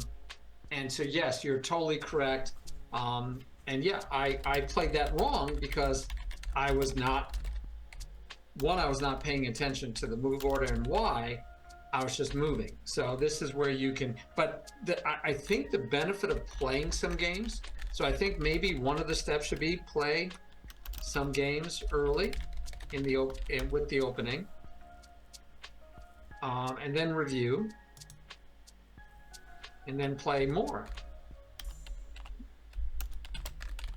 Hopefully better following the moves, the main lines, right? So I don't feel like it was a waste of time to play these 3 games, because I'm finding that this game I did not follow the correct theory, right? Here I broke theory. Mm-hmm. Here I broke theory. The second game, I believe I also broke theory here. The first game I played, let's see if I broke theory there. I mean, it might be quite interesting to see. This one, I'll look at this one. Only the first game out of the 3, I played theory properly, even to the point, and here's what we were just talking about, right? So I followed theory. I got all my moves in like I was supposed to, and I ignored the fact that this bishop was here, because normally, as soon as that bishop came there, normally, the way I was playing before I started studying actually learning the opening, guys, versus just playing the opening, I would do this move, and he would either trade or back up, and then I would castle, and then if he did this to double up a battery, then my king would go here to hold the pawn, and I would make it, that bishop isn't doing anything. But instead, I actually followed theory, and when he even, look at this, so he made 1 move, 2 moves, and then he makes a 3rd move, and all that time, I developed another piece, I castled. So if we look, he has 3 pieces developed, and I have 3 pieces plus I've castled. I count castling as a developmental move. So I'm on step 4 of development. He's only on step 3. Yeah. And then then I get to open up the position. I get to push onto the center. So look at this pawn. Look at my structure. My development feels good to me. And then he trades, and I'm like, okay, I feel good. I did what I was supposed to do. And then it's like, oh, so of course he throws the H pawn at you. And this would be one where you'd have to say in the notes how to respond, right? So if this is the first time I'm playing this opening with an eye towards actually trying to follow theory. So when they play a move like this and you're like, well, that I don't think had anything to do with anything I'd done before. But I remembered in theory that this pawn could be here, my bishop can be here, the pawn can be here, my knight can be here. I'm remembering where all these pieces can be. So I answered it with that because that happens in this opening. So I'm like, this works for me. He moved the knight, and I'm like, now he moved the knight twice in the opening and put it on the rim. Why? Just so he could push this pawn and open up my king. So I wanted to get a second piece there, and unfortunately, I put my knight here. But you know, I say unfortunately, but I mean, I could have blindly. We talked about blindly going on with your development, right? Yeah. I could have put the rook here, which was what the book says to do, not in this particular case, but in any, you know, as a general move order. But I remember this much, that the knight many times comes here, like I told you, because like you said, this is only temporary, that we block it. So the knight comes here, and it comes back to e3, or it comes back to h2. So I felt okay with going here because one, I mean, unless he wants to totally expand his pawns over here, and then my knight gets to come back to this square, and I don't know if I even care if he gets this break, because then my knight's jumping to here. I'm thinking I'm okay. But anyway, he pushes anyway, and that's just giving away a free pawn. And then I was ahead, and I was feeling good. So what happened was, basically on his part, I think he just missed a discovered attack of the bishop on that square. He could have chased my knight instead, and it might have been a more interesting or different dynamic going on in the game. But anyway, I felt I should feel good about this game because I actually followed theory. But the next 2 games I played, I did not follow theory, so it's kind of maybe not depressed. Maybe a little bit of interruption, because there is one stuff that I would like to address, and there is the stuff that is going on into the chat of mine. Therefore, I'll just briefly mention that there is sometimes the specific lines that there is the different move order. For example, the one that you mentioned, knight bd2, and one of the questions from our friend Sebas was, why not knight c3? And there is 2 explanations, at least 2. The first one, it is the different line, right? That uses different configuration. It doesn't mean it's bad. It's different. It's different. The other one is that it may be the mistakes. It may be the mistakes. And if there is the opportunity to exploit this mistake, it is most often either tactics, something like a brute force, white to play and win the knight, the bishop, the pawn, or it is strategical with the sense of, for example, not allowing your opponent to make a pawn breakthrough, not allowing your opponent to push the pawn forward, not allowing your opponent to place the pieces in an optimal manner. That's the idea. And that's why sometimes if the other lines is explained, it doesn't matter that it must be a blunder or it must be a mistake. It means that it's either different line and different type of configuration, because not just the one is correct, or it may be a mistake, and mistake is the simplest one when you can see the first line, especially with the tactics, that you win material. And if there is no such stuff as the compensation or sufficient compensation, it means it's a blunder. But sometimes there may be different line that Martin is showing another type of structure, another type of, let's say, idea. And one more analogy, because this is pretty important as well. The other line is the same as you will be having king and rook against the king. One of the player uses the box method, right? That you are boxing in the king more and more. The other uses the knight's method. Knight's method means the kings are in the knight's distance. If the king is straightened out, you just give the check on the rank. The king needs to step down into the edge of the board. Therefore, it's the same as the different approach, the different idea, but both are correct. Both are efficient, depending which one you prefer, depending which one you learn faster, depend which one you feel more comfortable. And the same is with the lines. As long as the line does not have forced refutation, it's correct, it's okay. Of course, the author cannot, let's say, explain all of the lines possible, because then it would be some like a 5,000 pages volume, right? Some like Jakob Ogart, probably with the steroids. Yep. Okay, please continue. And directly to your viewer, I think you can play, like you said, it would be a different line. And it would still be the King's Indian attack. It's just a different variation. I was trying to stick to the preferred move order just to learn it. Yeah. And I'm trying to learn it. And so this is a good nuance that he mentions, though, that you bring up, Thinker Teacher. Once you feel comfortable with an opening, then you, and I talked about this on stream a little while ago. Rather than learn a new opening, you know, people are used to playing my openings against me. I got to learn a new opening. You don't have to learn a new opening. You can learn a new variation. Yeah. You can find a new wrinkle to your opening. And so when you play, if I were to learn the King's Indian, and I'm religiously playing knight on b to d2, and I've got a lot of games with that experience, and I'm like, yeah, I'm kind of bored. I get bored. I could try knight to c3 and see how, and depending on the situation, of course, I'm not going to do it, of course, if he has a pawn at d4. But yeah, I could play that. I could play the pawn push and go back to where the king protects the pawn and play that way sometimes.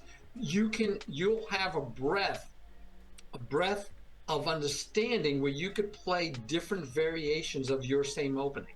And that's why being an expert in your opening doesn't mean being an expert in one variation. Being an expert in your opening means you understand and toyed with and played with and feel comfortable in multiple variations, and you could throw them at others. Yeah, and maybe to address the stopping a little bit extent of that, because if you learn the opening, do you feel comfortable, you know the ideas, you know the concepts, you know the typical plans, and you know how to handle the opening.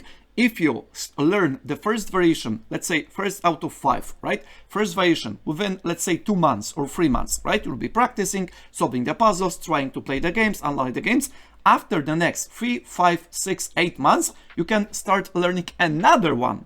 But another one with the same type of opening you play, because this way all of the general idea probably would remain the same. There will be some different ideas that are added into the stuff, but in the meantime you'll just learning the opening into broader sense. You'll just expanding your knowledge, expanding your understanding, not from the scratch. You are just having something. It is the same if you're just building a construction, right? If you're just having the base of the pawn's construction, if you just make one of the house, over the base of construction, you can start building another house. But if you would have started to build the house with, let's say, the sand, it is going to be way harder, and you need to invest more time, more energy, more effort to make the same if you just started building the second house of this fundamental that you can build upon. Is that a good analogy, Martin? I think so. I like it. I can definitely live with that one. And here, by the way, the reason I was talking, so for your viewer, here's an example of me trying a different variation, but my problem with myself doing that is I'm trying to learn a main line. I don't want to be toying with other variations and missing the main line. I had an opportunity, you know, the idea for most people is, hey, I'm learning an opening, I want to play the main line. That's the line you're hoping to get to play. You know, that's the line that you've been studying the most, that you feel like gives you a good chance to win. And when your opponent doesn't stop you from playing the main line, and then you stop yourself because I don't know why I didn't play the main line, that's what bothers me, right? So out of 3 games, I only played the main line correctly once. So I didn't do it here, I didn't do it here, and this is the first break I had. The knight to here would have been fine. Actually, the knight to there is normally before the pawn, but since he doesn't have a pawn on d4, d5, I think I'm okay with going out of order, changing the order, right? Understanding that I can change the order. But, you know, I think I started getting dreams of removing his bishop. You know, the same thing that my opponent, you know, was doing to me before, and here it is. This was this whole idea was to try to remove his bishop. And then he was able to take mine before I did. I didn't mind, but I'm not playing per book, per Hoyle, right? I want to play per, in this case, Smith and Hall. But I want to play first per the book and then feel comfortable with experimenting with other lines. I don't want to be experimenting with non-main lines before I understand the main lines. Yeah, so very important point. Yeah, maybe I'll just address briefly at this point because it's super important. Why you shouldn't start playing the sub lines or something like the let's say suspicion lines just before you know the main lines. First of all, it is not long perspective. After learning some of the sublines that are suspicious, maybe some of them are refuted, you'll have some, let's say, a nice time playing this, because if your opponent blunders, then you are just winning. But many times, if you start playing seriously, I mean, especially over the board, your opponents will start clapping you. Sorry for using this, let's say, analogy, but your opponent will start beating you badly. Why? Because if they find out which type of suspicious and refuted variations you start playing, they'll learn the refutation and you will never get a very good position. And if, as we just started with Martin, let's say with the agreement that the goal of the opening is to reach a pliable position, not the position that can be refuted easily without too much effort and can be refuted with a little bit of help of engine before the game, of course, starts. And therefore, playing the main lines give you the opportunity to play chess on the long term. You can just enjoy chess for the next decades, not just the next weeks or months, but the next decades. And then, in the meantime, if you start playing seriously, I mean competitive chess, especially over the board, these openings would be the fundamentals of yours. You'll be building upon these fundamentals the next construction. You're not building from the scratch again. Oh, because my opponent refuted it. Okay, I played this line for 2 months, my opponent refuted. I placed another line that is suspicion refuted, my opponent refuted it. You'll be just, let's say, not going forward, even if you'll be running in the same place. Please continue, Martin. No, you're excellent. No, I'm enjoying this very much. Thank you very much. You're welcome. Thank you very much. I'm enjoying it very much as well. My chat has some really good comments. They're doing great, and so I also try to keep up with them a little bit. Yeah. It's always the collabs. I end up not spending as much time talking to chat. So, and actually, I find when I play, I don't talk as much to chat. So, but you know, I love teaching more than I like playing. So for me, I'd rather give up a couple of playing opportunities and rather teach and work with chat than the other way around. Yeah. Yeah, I'm trying not to. Trying not to. Maybe if you can have a look at your chat, if there are any questions from the chat that we should address, maybe there are some ideas that they want to ask, because this way we can just provide a little bit of insight, because if I'm not mistaken, we'll be wrapping up in about 10 minutes. Is that correct?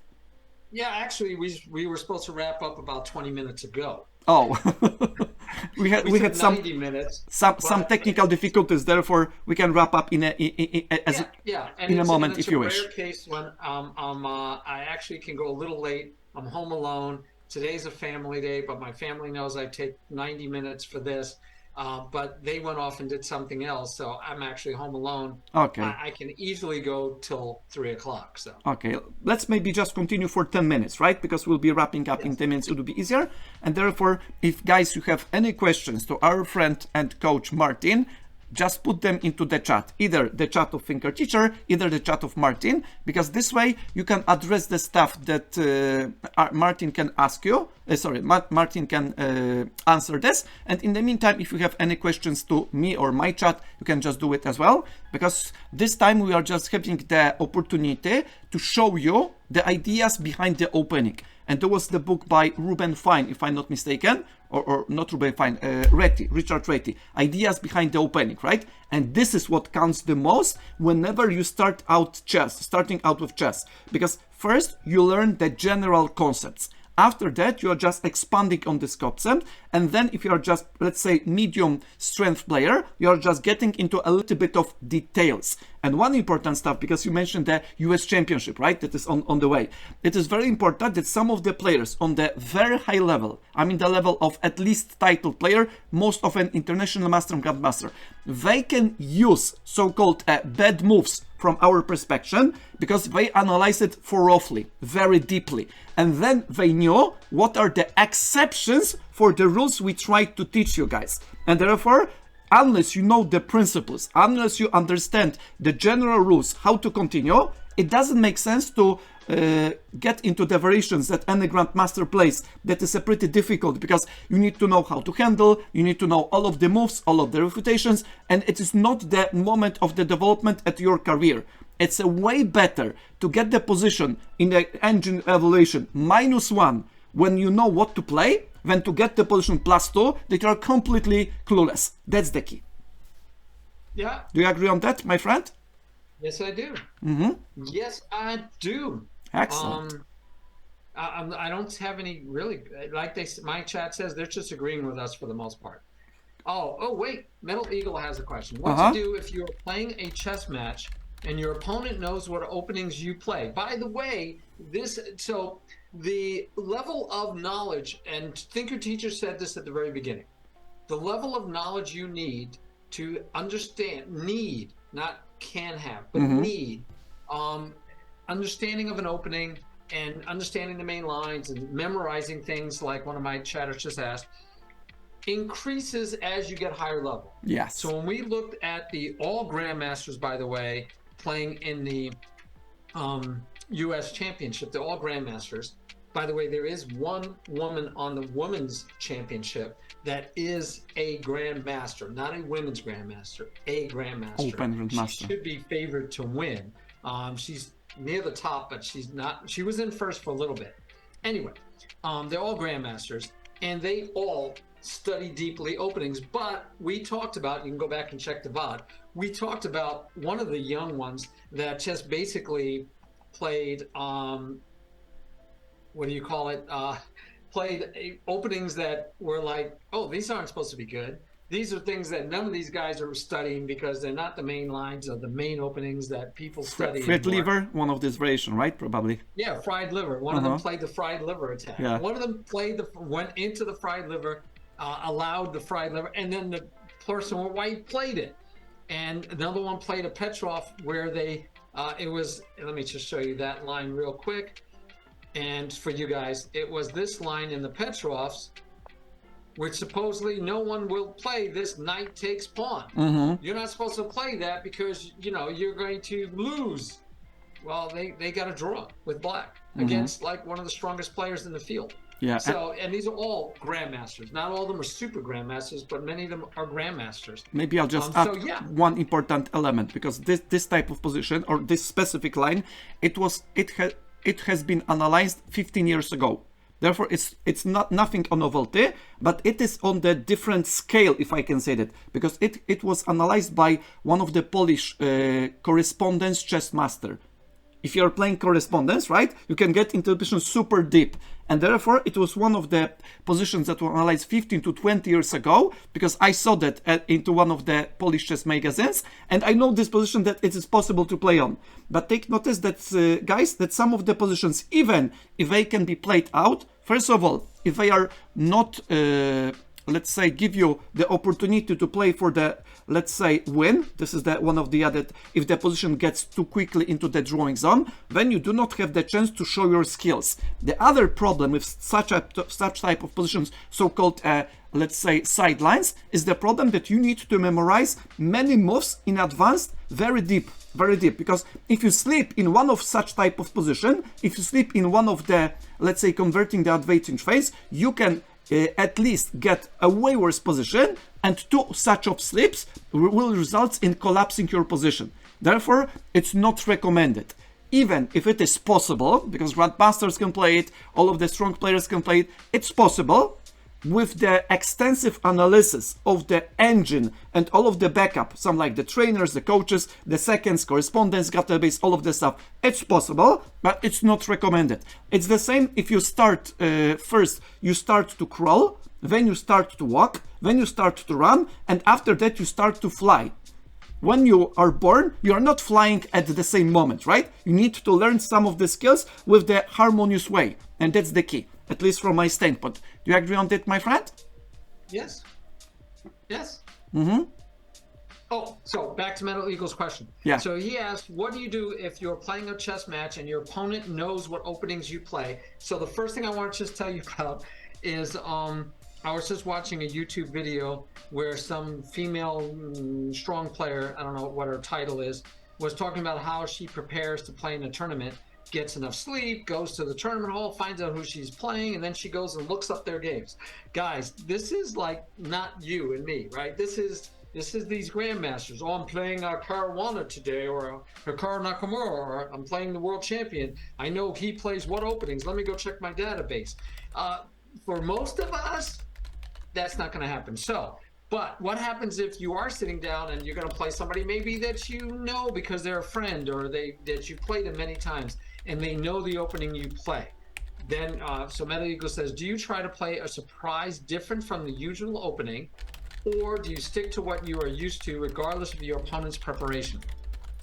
So I'll throw that to Thinker Teacher first, and then I'll give you my viewpoint on it. So Thinker Teacher, you're going to a tournament. The person you're about to play, for whatever reason, actually knows what kind of openings you play, and you know they know the openings you play. Do you try to change your style? Do you try to surprise them with a different opening than what you normally play, or do you just stick to your opening? Mm-hmm. A very good question. This is a pretty tough one, but I will just answer anyway, because I have played in I used to play chess tournaments over the board for 15 years. Therefore, I have some experience. It depends on the I would say diagnose, because I'm not sure if that word is correct. For example, if I can have the opportunity to see my opponent's game and see what kind of positions he prepared, and then I'll try to compare to my opening. If these positions would be pretty much favorable to him, then I'll try to change it.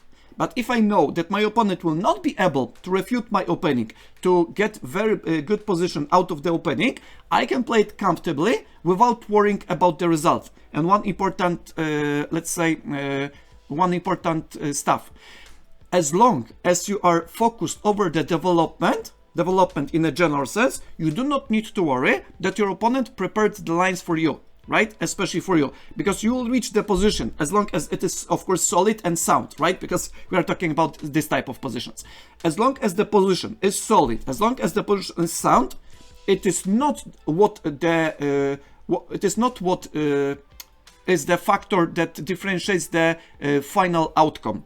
The final outcome would be based on the number of mistakes you will be doing in the process of the game after the opening is over.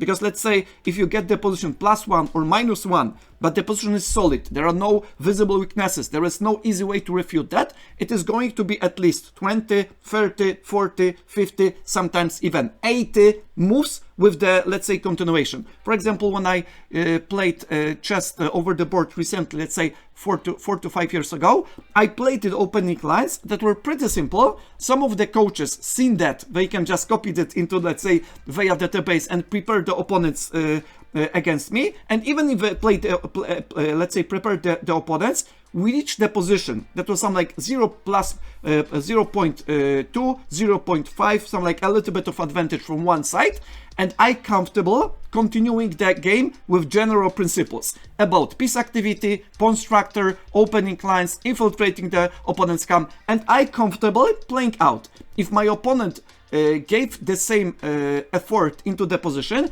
he could draw the game. If my opponent just make a blunder, make the mistake, I started capitalizing on that. Therefore, the opening is not the main factor that gives you the final outcome of the game, as long as you're at least FIDE master, at least. Because at FIDE Master, you need to learn the specific lines, specific rotations, and if your opponent will capitalize on a big mistake, even positional one, big positional mistakes over the opening, it may be, it's not always, but most often the time, it may be game over after move 15 or 16, because your opponent will get such a dominating position that if he knows all of the plans, all of the pawn breakthroughs, all of the tactics, and slowly will grind you down, you'll not be able to get back into a game. But this is guys up to the level of starting with 2300 elo. 2300 elo is the equivalent of 26 or 2700 leeches. It's just some like a micro portion of whole of entire community. Some like 0.01%. It's something like 1 out of 50,000 players, or 1 out of 100,000 players, that he or she needs to learn the opening and memorize variations as the backup. That's the idea. But for majority of us, believe me guys, I played chess for 15 years over the board. In 95% of cases, all of the games, be it the rapid, be it the classical, I didn't lose due to the openings. 95%. I lose due to the lack of effort, due to the tactics, due to the oversights, due to the bad visualization, due to the not understanding pawn breakthrough, due to the problems with the openings, and so on. I just lost just 5% of games, of all over games of my career, due to the openings. 5%. The conclusions are yours. So I'll add to that, and I think Metal Eagle went a little further, but it didn't play into your explanation, so I didn't say anything. I didn't want to slow you down.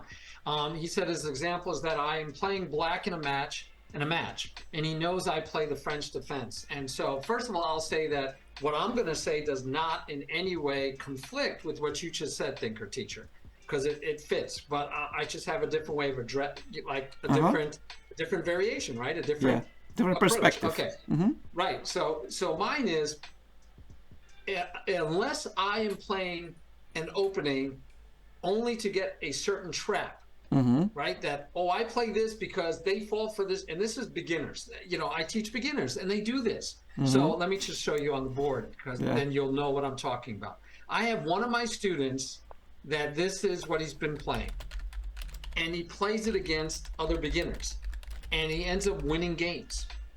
And I keep trying to tell him, but this isn't good chess. You're going to get in trouble. And every time he plays somebody that's even a little bit stronger than him, he loses. And every time he does this, it's not because it's because he's playing a dubious opening.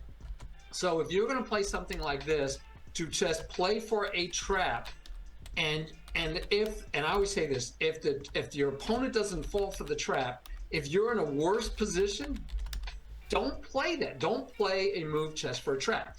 I say all that in preparation to explain this. If you're playing an opening, so if Metal Eagle plays the French defense, he knows the French defense. He's comfortable playing the French defense. I'd say I don't care that my opponent knows I'm going to play the French defense. In fact, I would not be surprised if my opponent plays the King's Indian attack, or plays the English, or plays D4 to avoid the French if they don't like the French. And if they don't care and they go, ooh, I'm going to look up a line. So what happens a lot of times at the beginner, the kids levels even, it's like, oh, your opponent plays the French. Let me show you a good line. I think it was, what was his name? Gotham Chess was talking about how one of he had a coach teacher thing going on where they taught him to play the birds, and they ended up pushing this pawn too. Yeah. Right? They just blundered, and the kid got checkmated. Right? The fastest checkmate ever. 2 moves. Yeah, like in 2 moves in the game, the kid got checkmated. So the coach book goes back and says, no, you have to do this. And the kid made a different move, okay. And they still got checkmated. It just took like 2 or 3 moves more because they still don't understand the principles and they're trying to play certain moves. So my point is, I know the French. If I play the French, I play the French, I don't care. Because one, I know the French. I'm ready to play whatever variation. I'm ready to play what you play. So I like playing the birds. And if my opponent knows I play the birds, and they get together and talk about, I assume they're going to tell them to play what is this called? I forget. From's Gambit, right? Play From's Gambit, they're going to say. Well, guess what? I don't care. I used to worry about playing against the From's Gambit, but it actually turns out well for white. And guess what? They still have to know. They're learning on the fly right before we play. They're trying to find out the right moves. I've studied this a lot. I've went over it. I've played it 100 times. I've looked at it. I know the pluses and minuses. I know all the dangers. They don't. So if they play a variation, see, this is the best way to play against it, but they still don't know it as well, I still have an advantage. And more importantly, I don't want to change what I play because someone knows what I play. And I don't want to even change what I play to play something that might bother them. So let's say I know you play the French Metal Eagle. I don't want to say, well, I'm going to play this line that I learned on watching, Vampire Chicken, and he put in, I don't care. I don't want to learn I don't want to play out of my style. If my style is the King's Indian Attack, I want to play the King's Indian Attack. And I want to I don't care. Oh, you play the French? Okay, good. No worries. I don't want to change my style to try to give you headaches, and I don't want to pick openings to try to give you headaches. I want to play what I'm comfortable in. Now, there is a struggle that goes on and I talk about this all the time. White gets to pick the family of openings normally. White gets to pick, am I playing an E4 family or am I playing a D4 family of openings? There are some openings where I can make a forced opening on the first move. The English, the birds, and possibly the King's Indian Attack. So therefore, I, as white, if I'm playing the English, the birds, or the King's Indian Attack, seems like the London may also fit. I only have to study one system, almost regardless of what black does. But if I don't, and I play E4 or I play D4, which are the most two common moves, you have to be ready for black. Black gets to pick the opening now, and you have to be ready. I could just come back at you and say, you pick the opening again.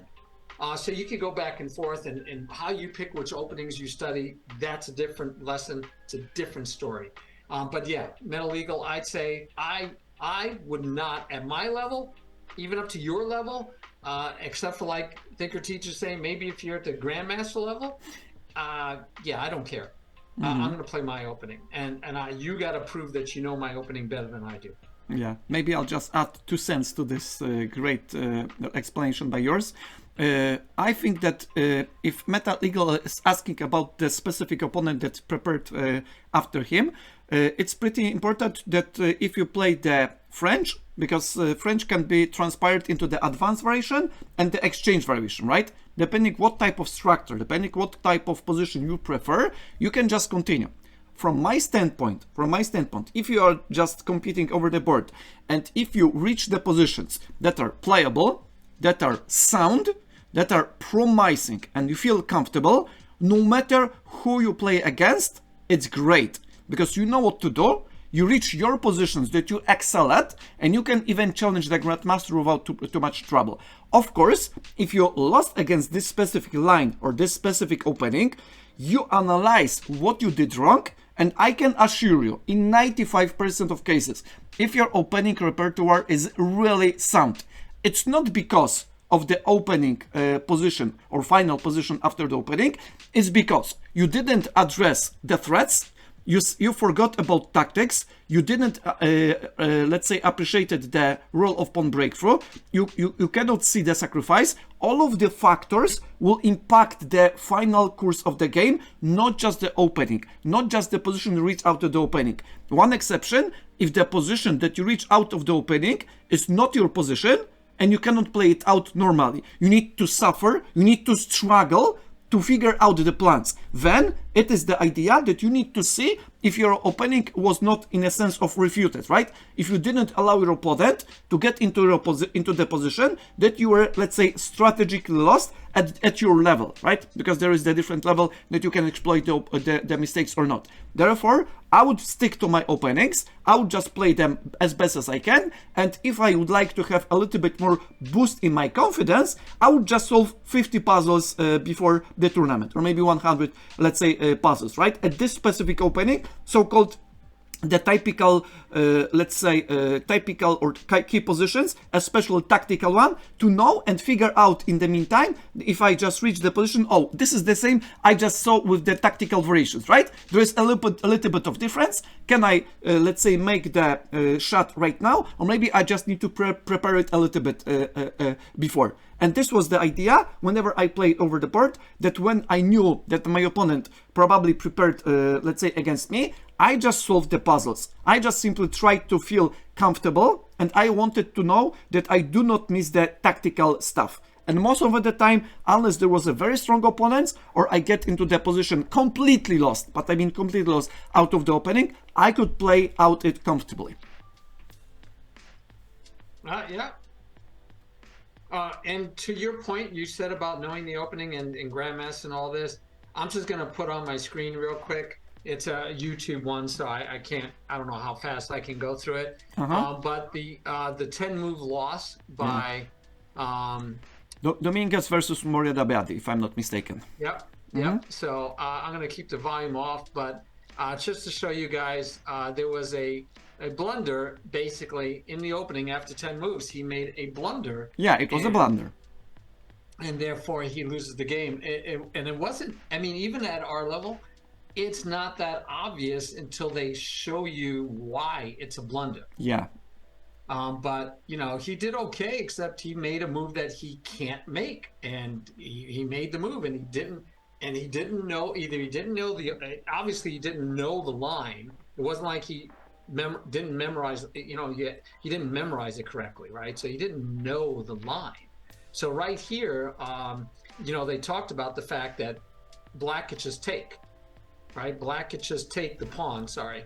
By the way, do you have the position over the board at the Lichess study? Unfortunately, yeah. It's on a YouTube that I looked up to show it. So. Yeah, but are you replaying the positions, because I cannot see on my screen at the Lichess? No, I don't have it in the study, so I was just showing it online.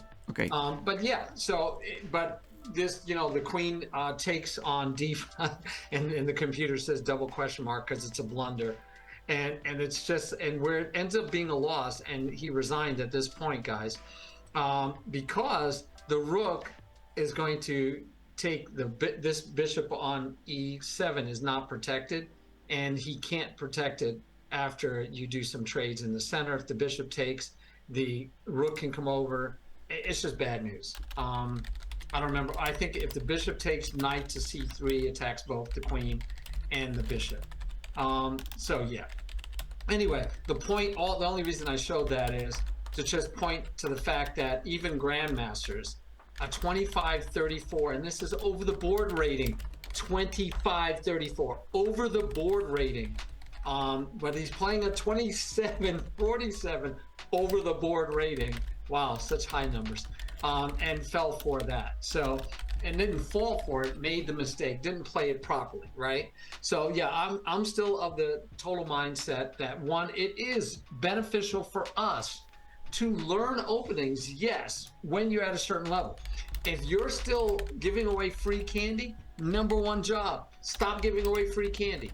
Then if you don't take free candy when it's offered because you're not seeing it, number two job, take free candy when it's offered. Number three job, are you developing your pieces? Are you getting your king to safety? You have to do these things first, guys. Then if you're doing those things, then let's go, yeah, okay, fine. Pick an opening. Let's learn a couple. Let's learn 3 or 4. Let's dabble in different openings, understanding the basic principles and how they're applied in those openings. But now I'm saying, even now you get a little higher, almost expert level. I'm going to go play in a big tournament in next July. What are my openings that I'm going to bring to the table? I could just, like formerly Auntie said, I could just wing it, right? I could just go and play and not learn an opening, not have an opening in mind. but that is risky. One, you spend a lot more time. Two, you can lose your way early because you have no clue what you're playing. Three, you can fall for traps much easier. So you're going to use up a lot of time and a lot of energy. And these tournaments aren't like one game a day, like the US Championship. These are like, and as Sudakus, right? You're going to play 3 or 4 games every day. So you need your energy. You need to reserve and conserve your energy and your time. And why give up time on the clock for in the opening phase when I can play the moves I know I like? And as Thinker Teacher said, I want to get to the game. I want to get to that middle game where I don't have to be destroying my opponent. I have to have a solid position. I have to have a decent position. I don't have to be winning. I have to have a decent position now, because otherwise I'm playing at a deficit, right? I'm basically, you might as well give the person an extra pawn. You know, you're handicapping yourself if you have no clue about your opening when you're playing over the board at a certain level. Maybe to make it a little bit easier to remember, because I will just use a little bit of joke. For Thinker Teacher, what matters in the opening is not to, it's the negation. It's not to get the lost position after the opening is over. Not to get to last position. If I get the decent position, I'm happy. If I get a position that is a little bit more difficult, it's okay, because I need to know how to handle this. The only condition that I try to force on myself is not to get out of the position with the lost position. I can be -1, sometimes -2, but as long as I know what to do, as long as I know what are the threats, as long as I know what are the possible pawn breakthrough and the attacks, I feel comfortable. And take notice, guys, that it is up to, let's say, the level of 2000 or 2100, that you do not need to study openings very deeply. It's rather how much you learn after the game is over, how much you know about middle games, how much you know about the pawn sacrifice, how much you know about pawn structure, about pawn breakthrough, about the sacrifices that crushes the opponent's king's pawn cover. Therefore, there are way more important topics that probably you do not know, or if you know, you do not apply over the board, than just the opening part that you forget the 16 move in the Zaitsev, Kasparov, Anti-Meran, Carlsen, Caruana, Hans-Niemann variation. That's the point. Yeah, no, wholeheartedly agree. And I love your analysis that maybe you've lost 5% of your games because of opening play out of all the games you've ever played. And by the way, as you get stronger, you lose less games in the opening, right? You're going to lose your games in the middle game, or a lot of games are lost in the end game. Even you could be winning and you can lose in the end game because you spent no time in the end game. And that's why I love. Guys, if you give me a choice prepping for any tournament or any match, should I study endgame, opening, or middle game? I'll say go backwards. Study the endgame, be good at that, then study the middle game, because that way, if I know what endgames and how to win endgames, I know when to go to an endgame. I know when it's safe to trade down, to simplify to my endgame, because I know how to win that. And then if I study middle games next, then I know the opening doesn't get me to a favorable or at least an equal middle game. If you start with the opening and you don't study the other two, or you spend all of your time in the opening, you will win some games early in your career against beginners that fall for opening traps and such. But then you'll play anybody even equal to you. You'll be equal in going to the middle game and they'll outplay you. Or you'll be equal out of the middle game, you go to the end game, they outplay you. So I would say, and I teach, I would rather you learn it backwards. Learn the end game, learn the middle game, then only then go and study openings. Mm-hmm. I agree with this. I'll just add a little bit more focus over tactics. I mean, a little bit, not tactics paranoia, because it's not the key. A little bit more focus over tactics, because in majority of the games, if both players are on the same strength, at some point there is the point in the game that there is so-called a time trouble. At time trouble, if you know tactics very well, if you can recognize very quickly, and if you can withstand the pressure, I mean, especially the pressure related to losing on time, the spectators and so on, if you can withstand the pressure, you'll be probably the one who is winning. Because I have been observing the games for the recent 20 years. And most often the time, up to the level of candidate master, I mean, over the board included, candidate master, most of the games, let's say 80 to 90%, depending on the group, is based on the tactical oversight. Whoever can exploit tactical oversight, whoever can spot that, wins the game, or at least does not lose. And therefore, whenever I coach the students, I ask them to study more middle games. With middle games to solve the puzzles, but not solve the puzzles mechanically, but rather to think what is the goal, what are the motives, and so on. Therefore, a little bit more emphasis over the tactics, but especially connected with the middle game ideas. And then the end game and all of the stuff you mentioned. Therefore, that's my perspective. No, I like it. I wish I could find quickly and show you too. The last round, I think Hans Niemann was the only one to have a win in round 10, I think. But he won the game like in the last 3 moves. The person had to make time control, so they played pretty quick. And he made a tactical error.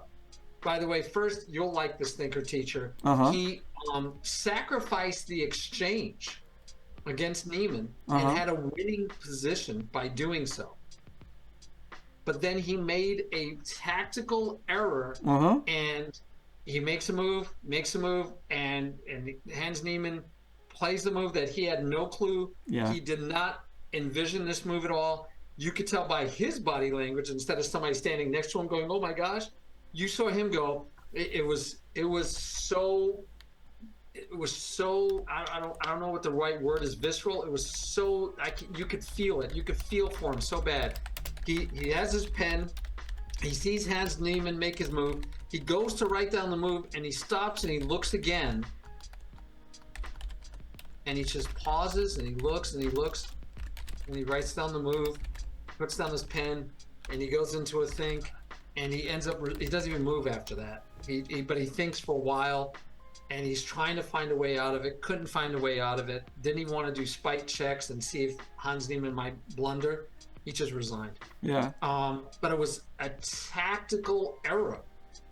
Late in the game between 2 grandmasters, tactical errors. Yes, if this one wasn't a positional endgame it was a tactical error that he just hung his queen or his knight. It was a double attack that he can't save them both. And it was sad. But like you're saying, tactics are extremely important. I agree. Do all those tactical puzzles, guys, but the key is knowing when that you're in one of those situations. You got to know that, oh, this is a puzzle worthy moment. I can solve this as a puzzle. Because if you don't know it's a puzzle worthy moment, studying all those puzzles but never being able to apply them in a game hurts. And I will just add one important factor, because I didn't probably let's say express that well enough. It's very important not to be able to solve the puzzle, because it's the first condition. Solve the puzzle correctly. The second condition is, if you can, of course it is some like all of the in the process, try to do it as quickly as you can. And third one, try to do it with the pressure. What I mean, try to make it with the conditions that are not favorable to you. Therefore, if you can do such things, it will be training or practicing such things.